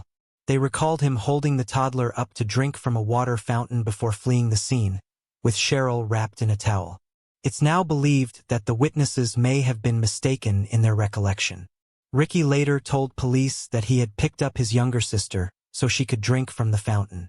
It's thought that the witnesses had seen this but mistook Ricky for an older man. Other reports at the time mentioned seeing Cheryl in a white car. New South Wales police arrived quickly, and the disappearance of the toddler triggered an extensive search. After 24 hours, authorities had formulated 4 theories regarding Cheryl's possible whereabouts.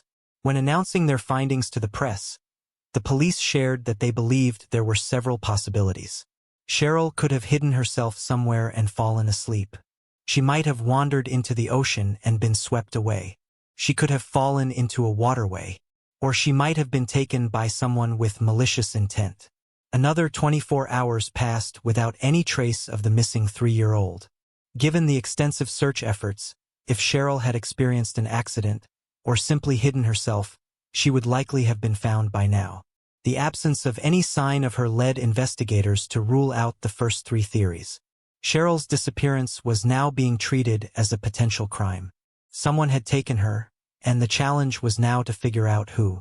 With several leads in hand, the police began their investigation into the individual responsible for Cheryl's abduction.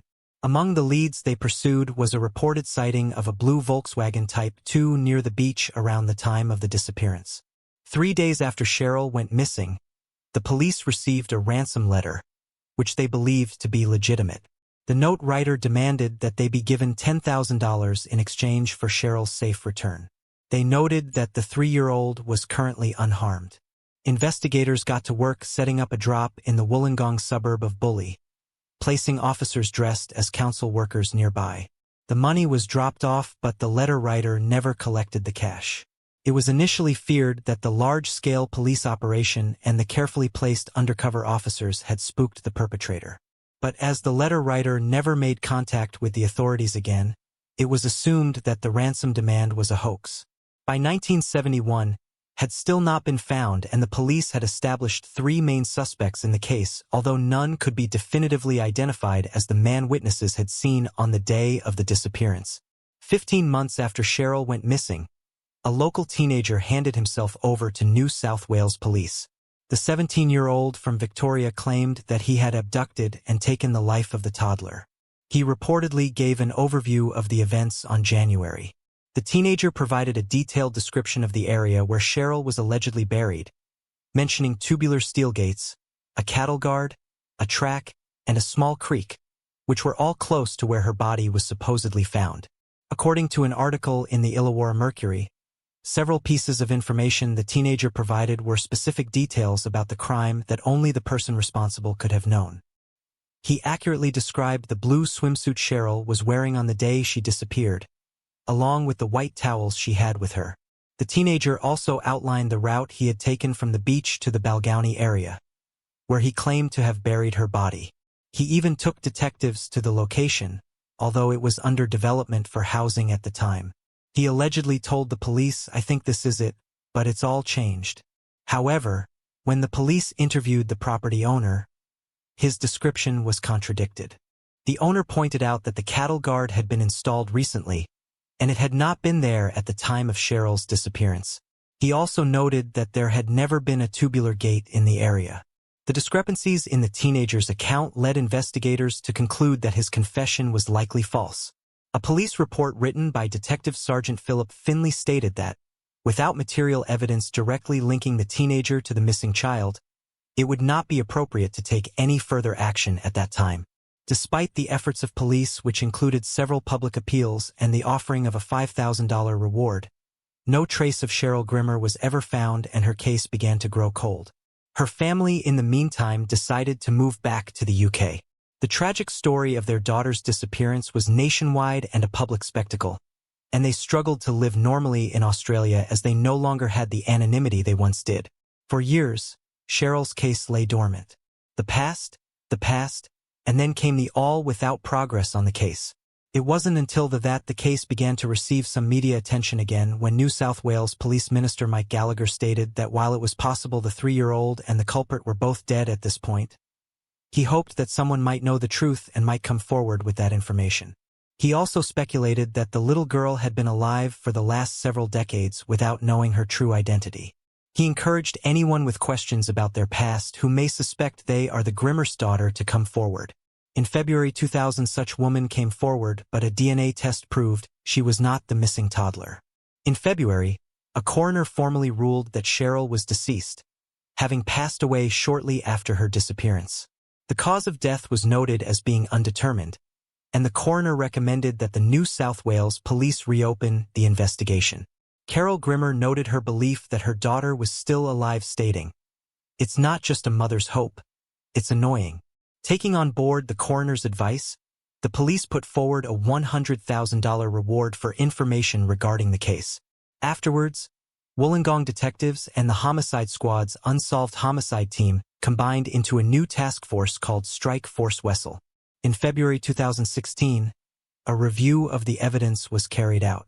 Every detail was put into the police computer system for the first time, and fresh eyes on the case revealed that many leads had not been thoroughly followed by investigators back in 1970. Felt that the 1971 confession in particular had been dismissed too easily. Armed with this information, they made their way back to the property where the 17-year-old had claimed to have carried out the murder.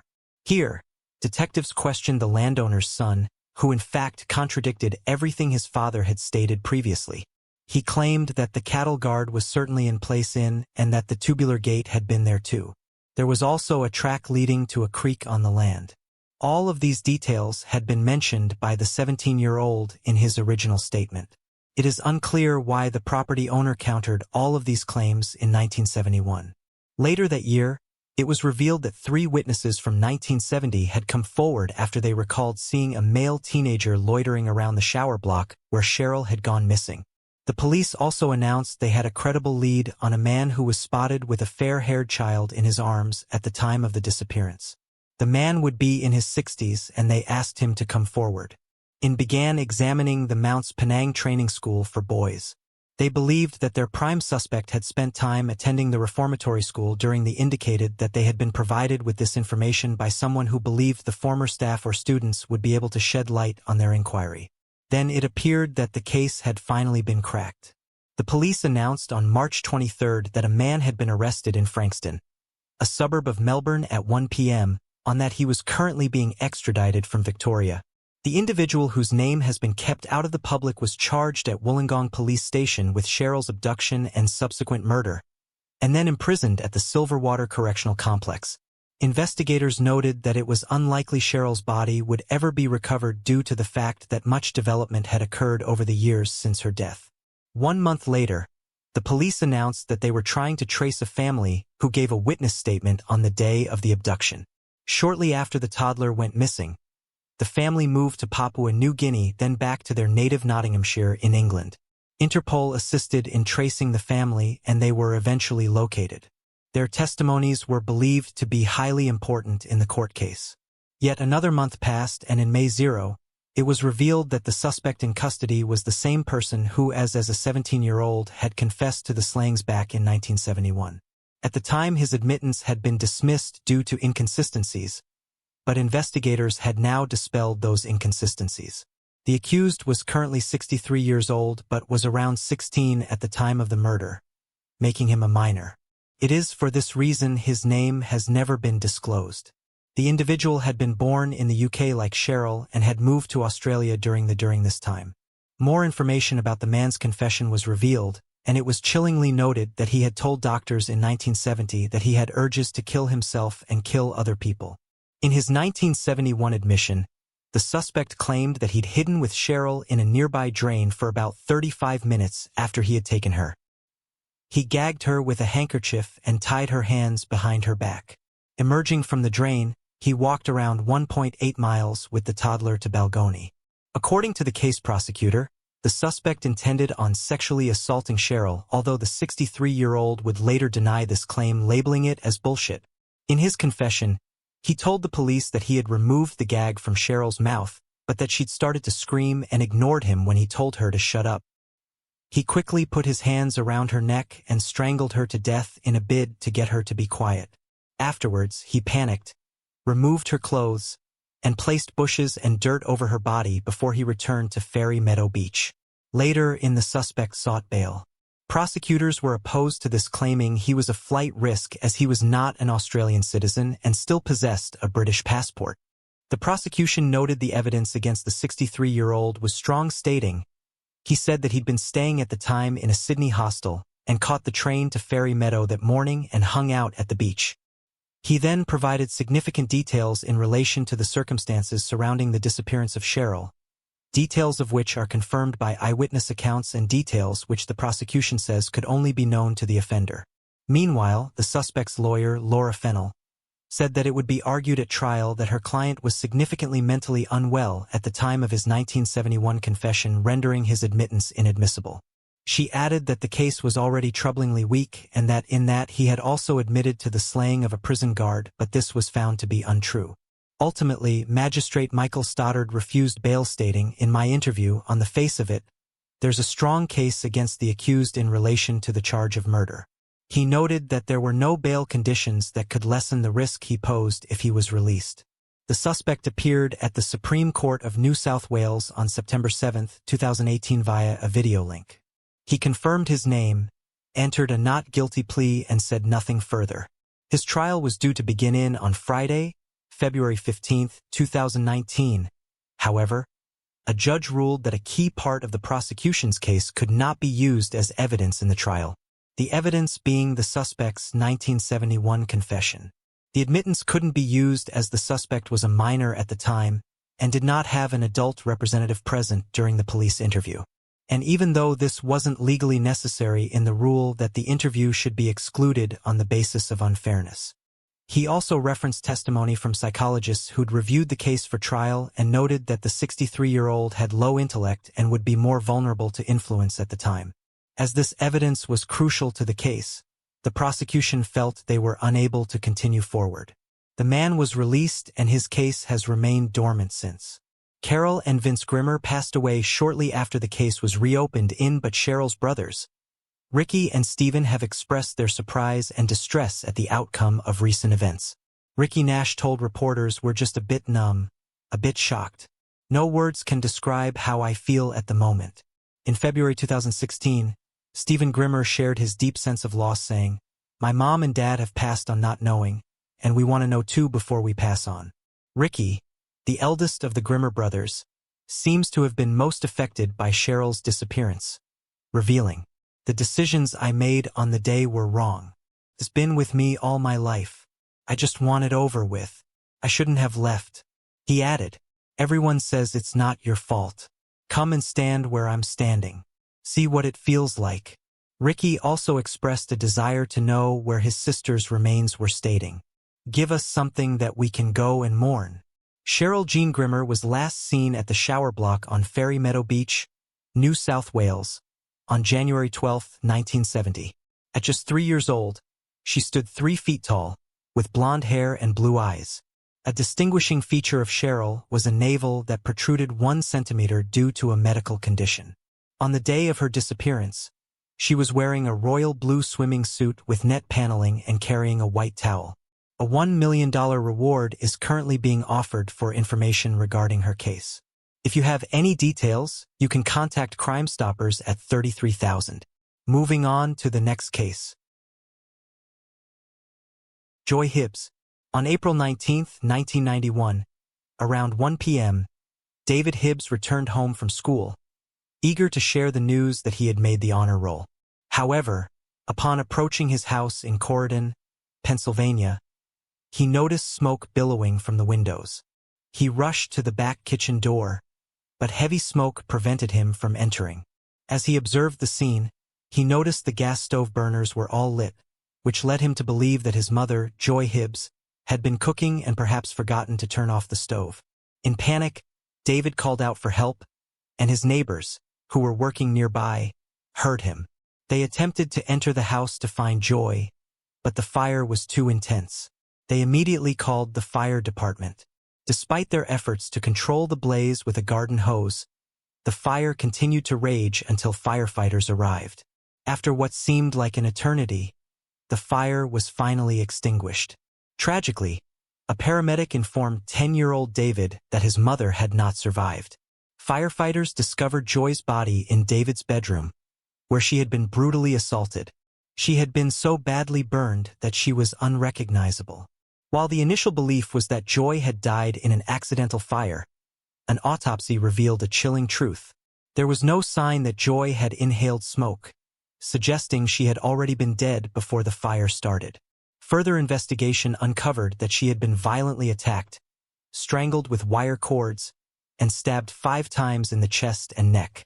The fire, it seemed, had been deliberately set to destroy evidence. This was a clever cover-up approach by the killer, given that the house had been completely destroyed from the fire, and that the neighbors had destroyed important evidence while attempting to put out the fire. According to the findings of the fire marshal's investigation, the fire originated from 4 different locations in the home, 2 in the kitchen, 1 in David's bedroom, and 1 in the corridor. According to the investigators, the morning of her death, Joy had cashed her paycheck. Her purse's contents were tossed on the living room floor, and the police found her wallet stuffed under the couch. The absence of evidence was compounded by the difficulty the investigators experienced in determining a motive. Joy was adored by all, worked part-time as a medical assistant, and was committed to her family. David Hibbs described his mother as graceful, polite, and easygoing. Authorities had no leads whatsoever as to the person who would want to kill her. On the day she was killed, Joy had dropped her 2 kids off at school in the morning. She received her paycheck, ran a few errands, and got home shortly after 11 o'clock in the morning. A church pastor and another member of the congregation dropped by for a visit shortly after she returned home. Joy Hibbs had indicated a desire to celebrate Easter in the church. Just before noon, the pastor and a member of the church departed the Hibbs family house. According to eyewitnesses, there was a dark blue Monte Carlo parked across the Hibbs yard shortly after the church pastor and his member left. The car was said to have remained there until 1 p.m. 2 days after Joy Hibbs' murder, former Bristol County Police Chief Tommy Mills, who was also a narcotics detective, reached out to the residence of Robert Francis Atkins in Falls, Pennsylvania. Robert lived about 2 hours away from where Joy Hibbs lived. Joy and her husband would occasionally buy tiny amounts of marijuana from Robert Atkins, who also appeared to have been their former neighbor. Robert resisted letting the detectives into his house. In the driveway, Detective Tommy Mills spotted a dark-colored Monte Carlo that matched a witness's description of a similar vehicle parked carelessly outside Joy's house shortly before the neighborhood heard the fire. However, during further investigation, the witness said Robert Atkins' automobile wasn't the one they saw. Robert Atkins was invited to undergo a polygraph by the investigators, but he refused, explaining that he had damaged his arm and that his lawyer had instructed him to wait since the nerve damage would affect the polygraph results. He further disclosed that he was camping at the Poconos with his family, friends, and co-workers when Joy's murder took place. Detectives soon verified his alibi. Robert confirmed that he bought a little marijuana for the Hibbs, but he wasn't a dealer. In the weeks preceding his mother's murder, David Hibbs overheard her arguing with Robert Atkins on the phone over the most recent purchase of a baggie of marijuana. Because the baggie was packed with stems and seeds, Joy demanded her money back from Robert. When asked by the police, Robert confirmed these arguments. He, however, stated that he had informed Joy that he couldn't refund her the money. According to him, it was simply improper. Investigators couldn't understand how a few tiny baggies of marijuana could cause someone to die. The couple was only spending $20 to $40 on marijuana at a time, not enough to get the attention of major sellers. On April 27, 1991, a co-worker of April Atkins, the wife of Robert Atkins, came forward to say that on the day Joy Hibbs was murdered, she had called the Atkins residence between 1 p.m. and 1:30 p.m., and Robert Atkins had picked up the call. On hearing this, the police now thought Joy's murder took place between 11:50 and 12:50. The police turned their attention to Joy's private life after determining that Robert Atkins' alibi appeared to be flawless. They questioned Joy's relatives and friends and found nothing unusual. Except for the person who had killed Joy, no one seemed to harbor any wicked intentions for her.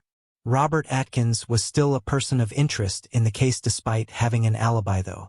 23 years after Joy was brutally murdered, a new Bristol Township detective, Michael Slaughter, was assigned the cold case in April 2014. Detective Slaughter made the decision to visit April Atkins, who claimed that she had never been questioned by authorities regarding the death of Joy Hibbs. She, however, clung to the narrative that her family was on vacation in the Poconos that weekend and hadn't learned of Joy's murder until they returned. A few days later, Detective Slaughter re-interrogated Robert Atkins regarding his movements at the time of Joy's death.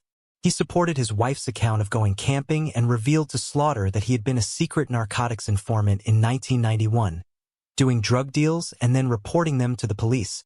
During an interview with Slaughter in May 2014, a co-worker of Joy claimed that on the Monday before she was killed, a man called Joy at work and threatened to kill her. The co-worker decided not to report the call to the police because Joy's husband was now the focus of the investigation at the time. 2 years later, in September 2016, April Atkins, who is now divorced, traveled to the Bristol Township Police Station in order to provide a taped statement regarding her ex-husband's whereabouts during the murder of Joy Hibbs.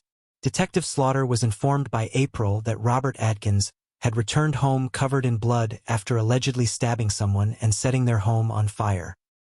He then instructed her to gather the children, take a few days off work and travel to the Poconos in the north. Out of anxiety and fear, April remained silent. That day, Robert Atkins took a shower after washing his blood-stained clothing. April Atkins didn't learn about the murder of Joy Hibbs until after her family returned from a trip to the Poconos. Despite the revelation, the case remained inactive for another 5 years. That was until November 2021, when Bucks County Detective David Hanks tracked down a former co-worker of April Atkins from 1991. Initially, the co-worker denied knowing April. However, when subpoenaed by the district attorney to testify before a grand jury about a phone call she had made to the Atkins household, the co-worker changed her story. The call had been answered by Robert Atkins, who was supposed to be camping in the Poconos at the time. In the following month, Detective Hanks managed to record a conversation between Robert Atkins and his ex-wife, April. This conversation led Robert to believe that April had informed her roommate about his involvement in Joy Hibbs' murder, which caused his anger and anxiety to escalate. Further damning testimony came from Robert's son, who in April 2022 testified that his father had confessed to him in December that he expected to be arrested soon for something that had happened many years ago. Robert had mentioned a woman dying in a fire before later revealing that she had been stabbed. After 31 years of evading justice, Robert Atkins was arrested in May 2022. He is currently being held at the Bucks County Correctional Facility, facing multiple charges, including first-degree and second-degree murder, 7 counts of arson, 2 counts of robbery, and 7 counts of first-degree arson, all related to the tragic death of Joy Hibbs. Moving on to the next case. Krista Bramlett. In 1996, 23-year-old Krista Bramlett lived in New Providence, Tennessee. Struggling financially, she resided in a mobile home, while her 2 young children had moved to live with her mother in Corpus Christi, Texas. Krista remained behind, hoping to finish her GED program. However, the area surrounding her home had become increasingly unsafe, plagued by rising crime rates, including burglaries and drug-related offenses. Sadly, Krista became one of the many victims of the community's worsening troubles. On the afternoon of October 28, 1996, her landlord knocked on the door of her mobile home in Sunnydale Mobile Home Park, located just off Peachers Mill Road. When there was no answer, the landlord grew concerned and decided to check inside. It was there that he discovered Krista's body. She had sustained injuries to her throat, and the autopsy revealed that she had been suffocated. Additionally, it was determined that she had been indecently assaulted. Investigators collected male DNA from her body and sent it to the Tennessee Bureau of Investigation's lab to create a DNA profile.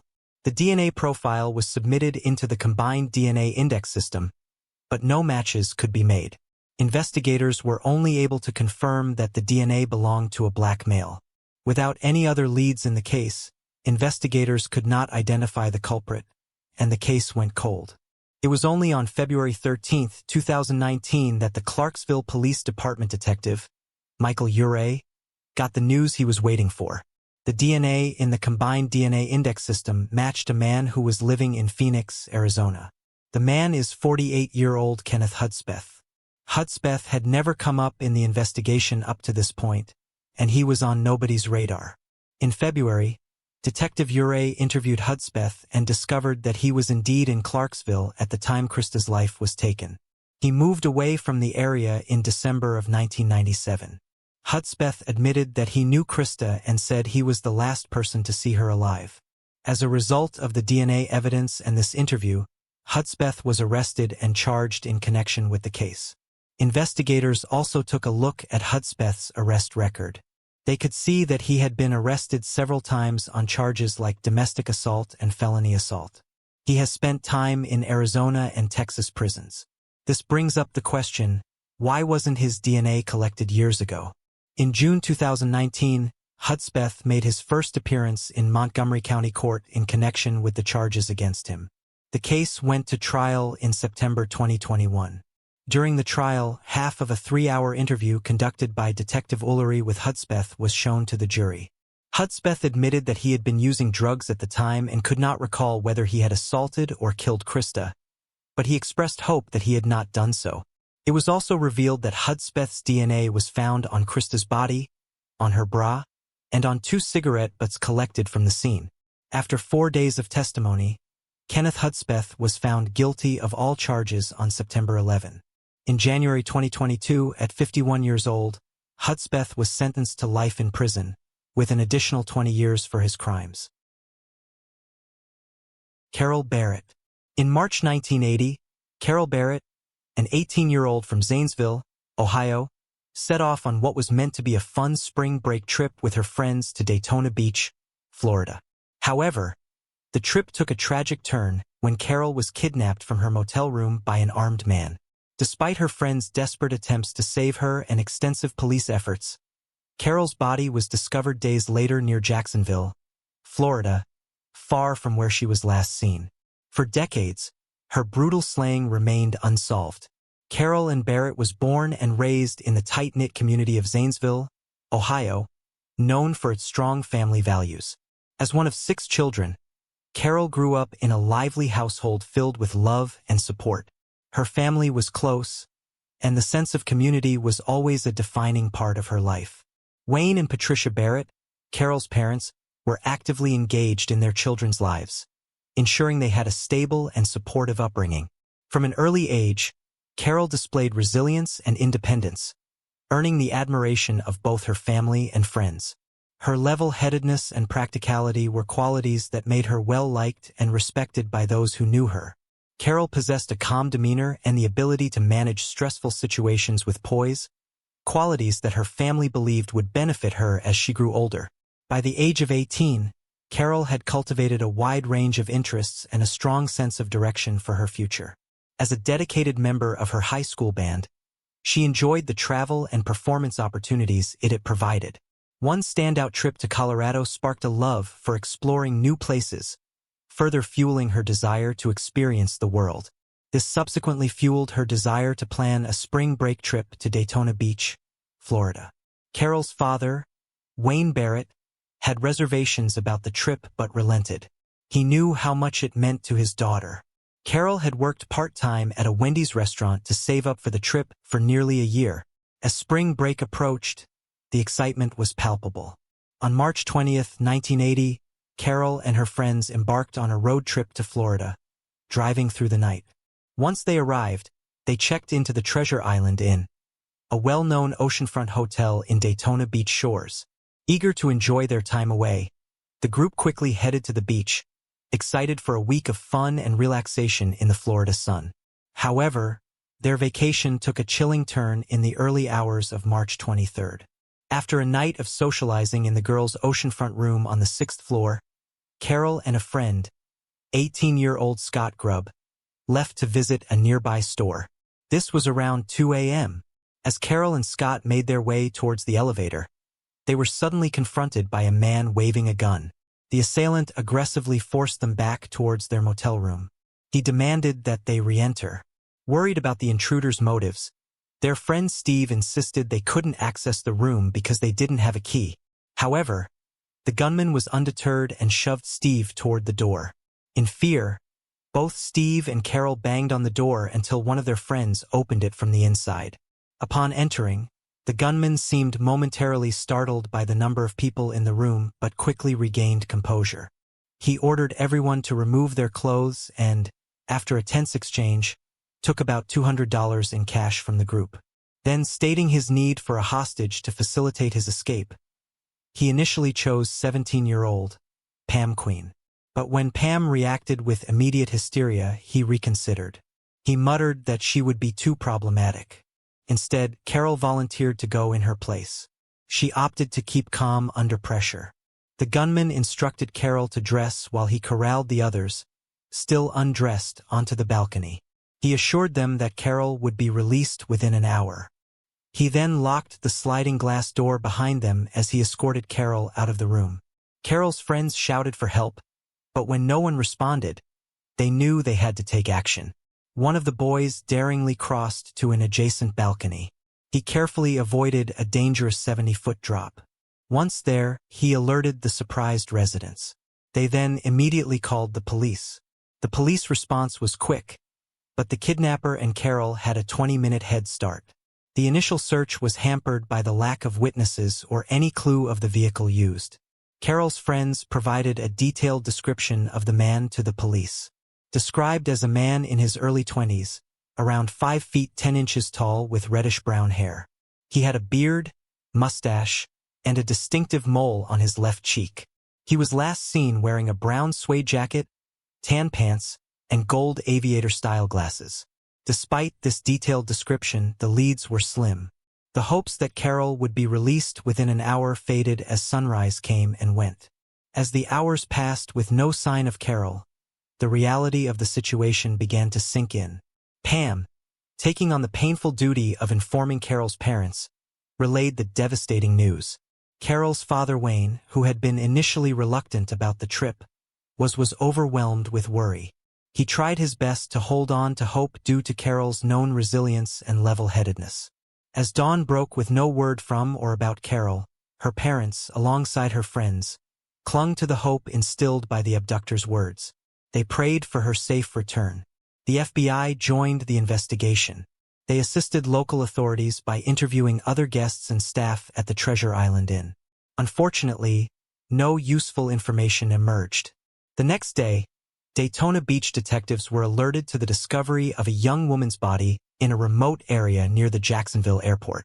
This is almost 100 miles from where Carol was last seen. Found 30 feet from Interstate 95, the woman was dressed similarly to Carol at the time of her abduction. 2 of Carol's friends traveled to Jacksonville to identify the body. They confirmed everyone's worst nightmare. Carol had met a violent end.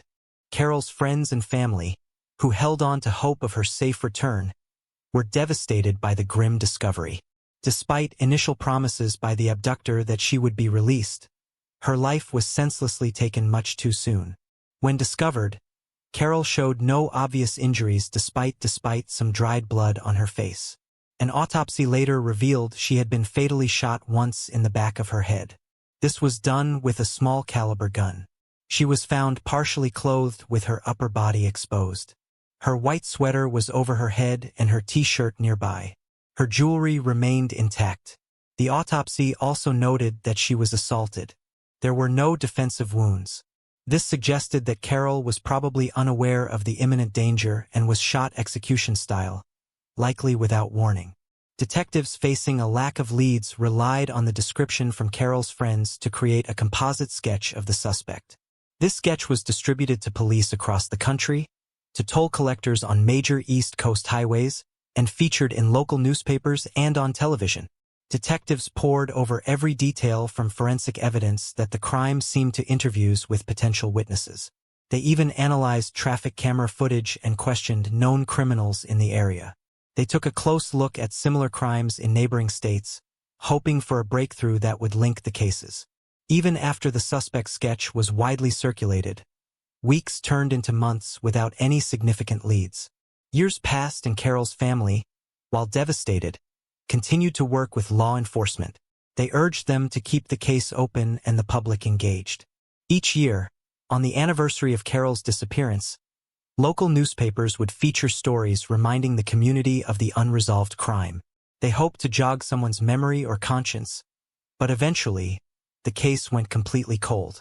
It was not until August 2017 that Carol's case was reopened by the Jacksonville Sheriff's Office Cold Case Unit, after a detailed review of the evidence. A few years later, in 2020, a significant breakthrough came when 65-year-old Billy Mansfield Jr. was identified as a suspect. He is a convicted serial offender and was already imprisoned since 1982 for the slayings of multiple other women. Mansfield, who was 24 at the time of Carol's tragic demise, confessed in September 2022 to being the person depicted in the initial police sketch. His confession happened after multiple interviews lasting over 2 years. He admitted to both the abduction and the violent crime.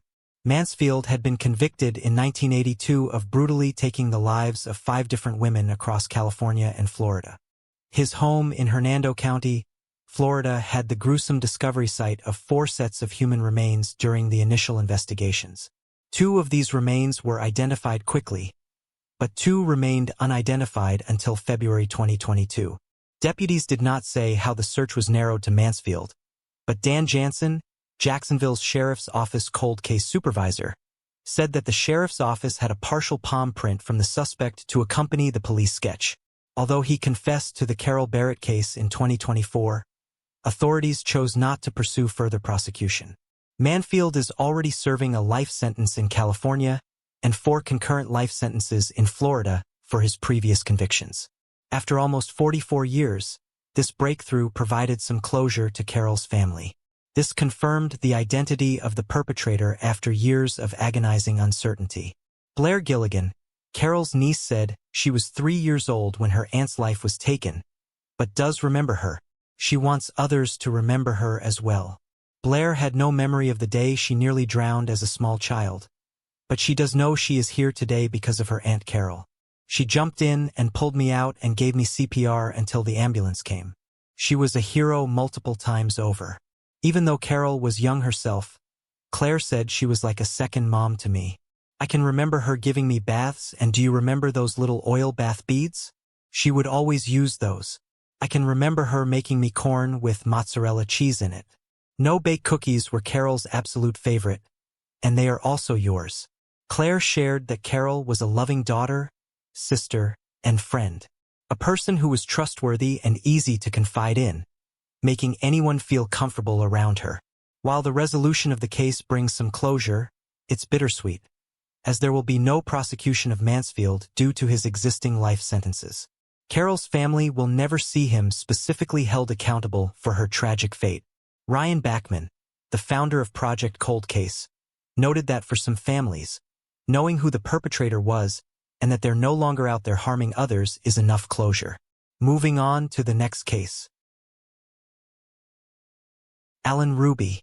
Many of us recognize the chilling image of Pogo the Clown, the unsettling character John Wayne Gacy portrayed in the 1970s, with his painted face and a bundle of bright balloons. This image starkly contrasts with the twisted reality of Gacy's true nature. However, not all eerie photographs are immediately apparent. Often, it's the most ordinary-looking images that hide the darkest secrets. One such example is a photo posted by 19-year-old Alan Ruby on October 12, 2014. The picture shared on his Instagram with the caption, "College wouldn't be half as great without these 2 peaches." Appears harmless at first glance, but the backstory behind it takes a sinister turn when it's revealed that just 3 days earlier, Ruby had brutally murdered his entire family while pretending to be unaware of the horrific events that transpired in his parents' home. John and Joy Ruby, residents of Duncan, Oklahoma, were well-known figures in the community. Both worked for the local newspaper, the Marlow Review, with John having previously served as the publisher of the Duncan Banner, until the family sold the business in 1997. Together, they had 2 children, 17-year-old Catherine, a junior at Duncan High School, and 19-year-old Alan, a student at the University of Oklahoma. The Ruby family was affluent, enjoying a lavish lifestyle. Alan, in particular, was known for his extravagant spending, often treating friends to hotel stays, traveling around Europe, and indulging in designer shoes for himself. Alan Ruby was always adorned with a gleaming Rolex and traveled first class, often looking down on his fellow students who could scarcely afford more than instant noodles for dinner. In a blog post from March 2014, he shared his obsession with luxury and excess, writing, "There is no bigger rush than getting to the register at a store and swiping your credit card. In that moment, you're waiting for the screen to say approved. You start to get heart palpitations and a rush of adrenaline. By the time she hands you your stuff, you are so high on adrenaline that the $15,000 total doesn't even faze you until you're home and see the receipts." But Ruby's taste for the good life had gotten wildly out of hand in the months leading up to the murders. In January 2014, he pleaded guilty to a charge of credit card theft after stealing his grandmother's card.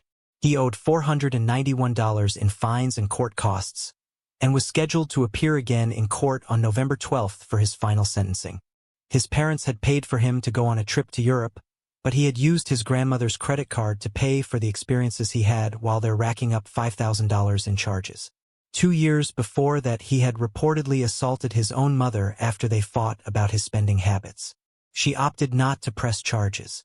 By the time of the murders, he owed $3,000 to a loan company and was being investigated for having stolen and forged $17 a half $1,000 worth of checks. The theft of his grandmother's credit card, though, was the final straw for Joy and John, who cut Ruby off financially. The family's housekeeper, Rosie, later testified that Joy had tearfully told her about the things she'd heard from a friend. Reportedly, Ruby was going around telling his friends he was going to kill us. On the morning of October 13, 2014, Rosie called the police. She was distressed and shocked and explained that she had turned up to work to find 3 Ruby family members dead. One neighbor recalled being baffled by the triple murder, stating, "They were a good family. They would always help you out. If your car wouldn't start, they'd come over and jump it, or if your dog ran off, they'd try to help you catch it.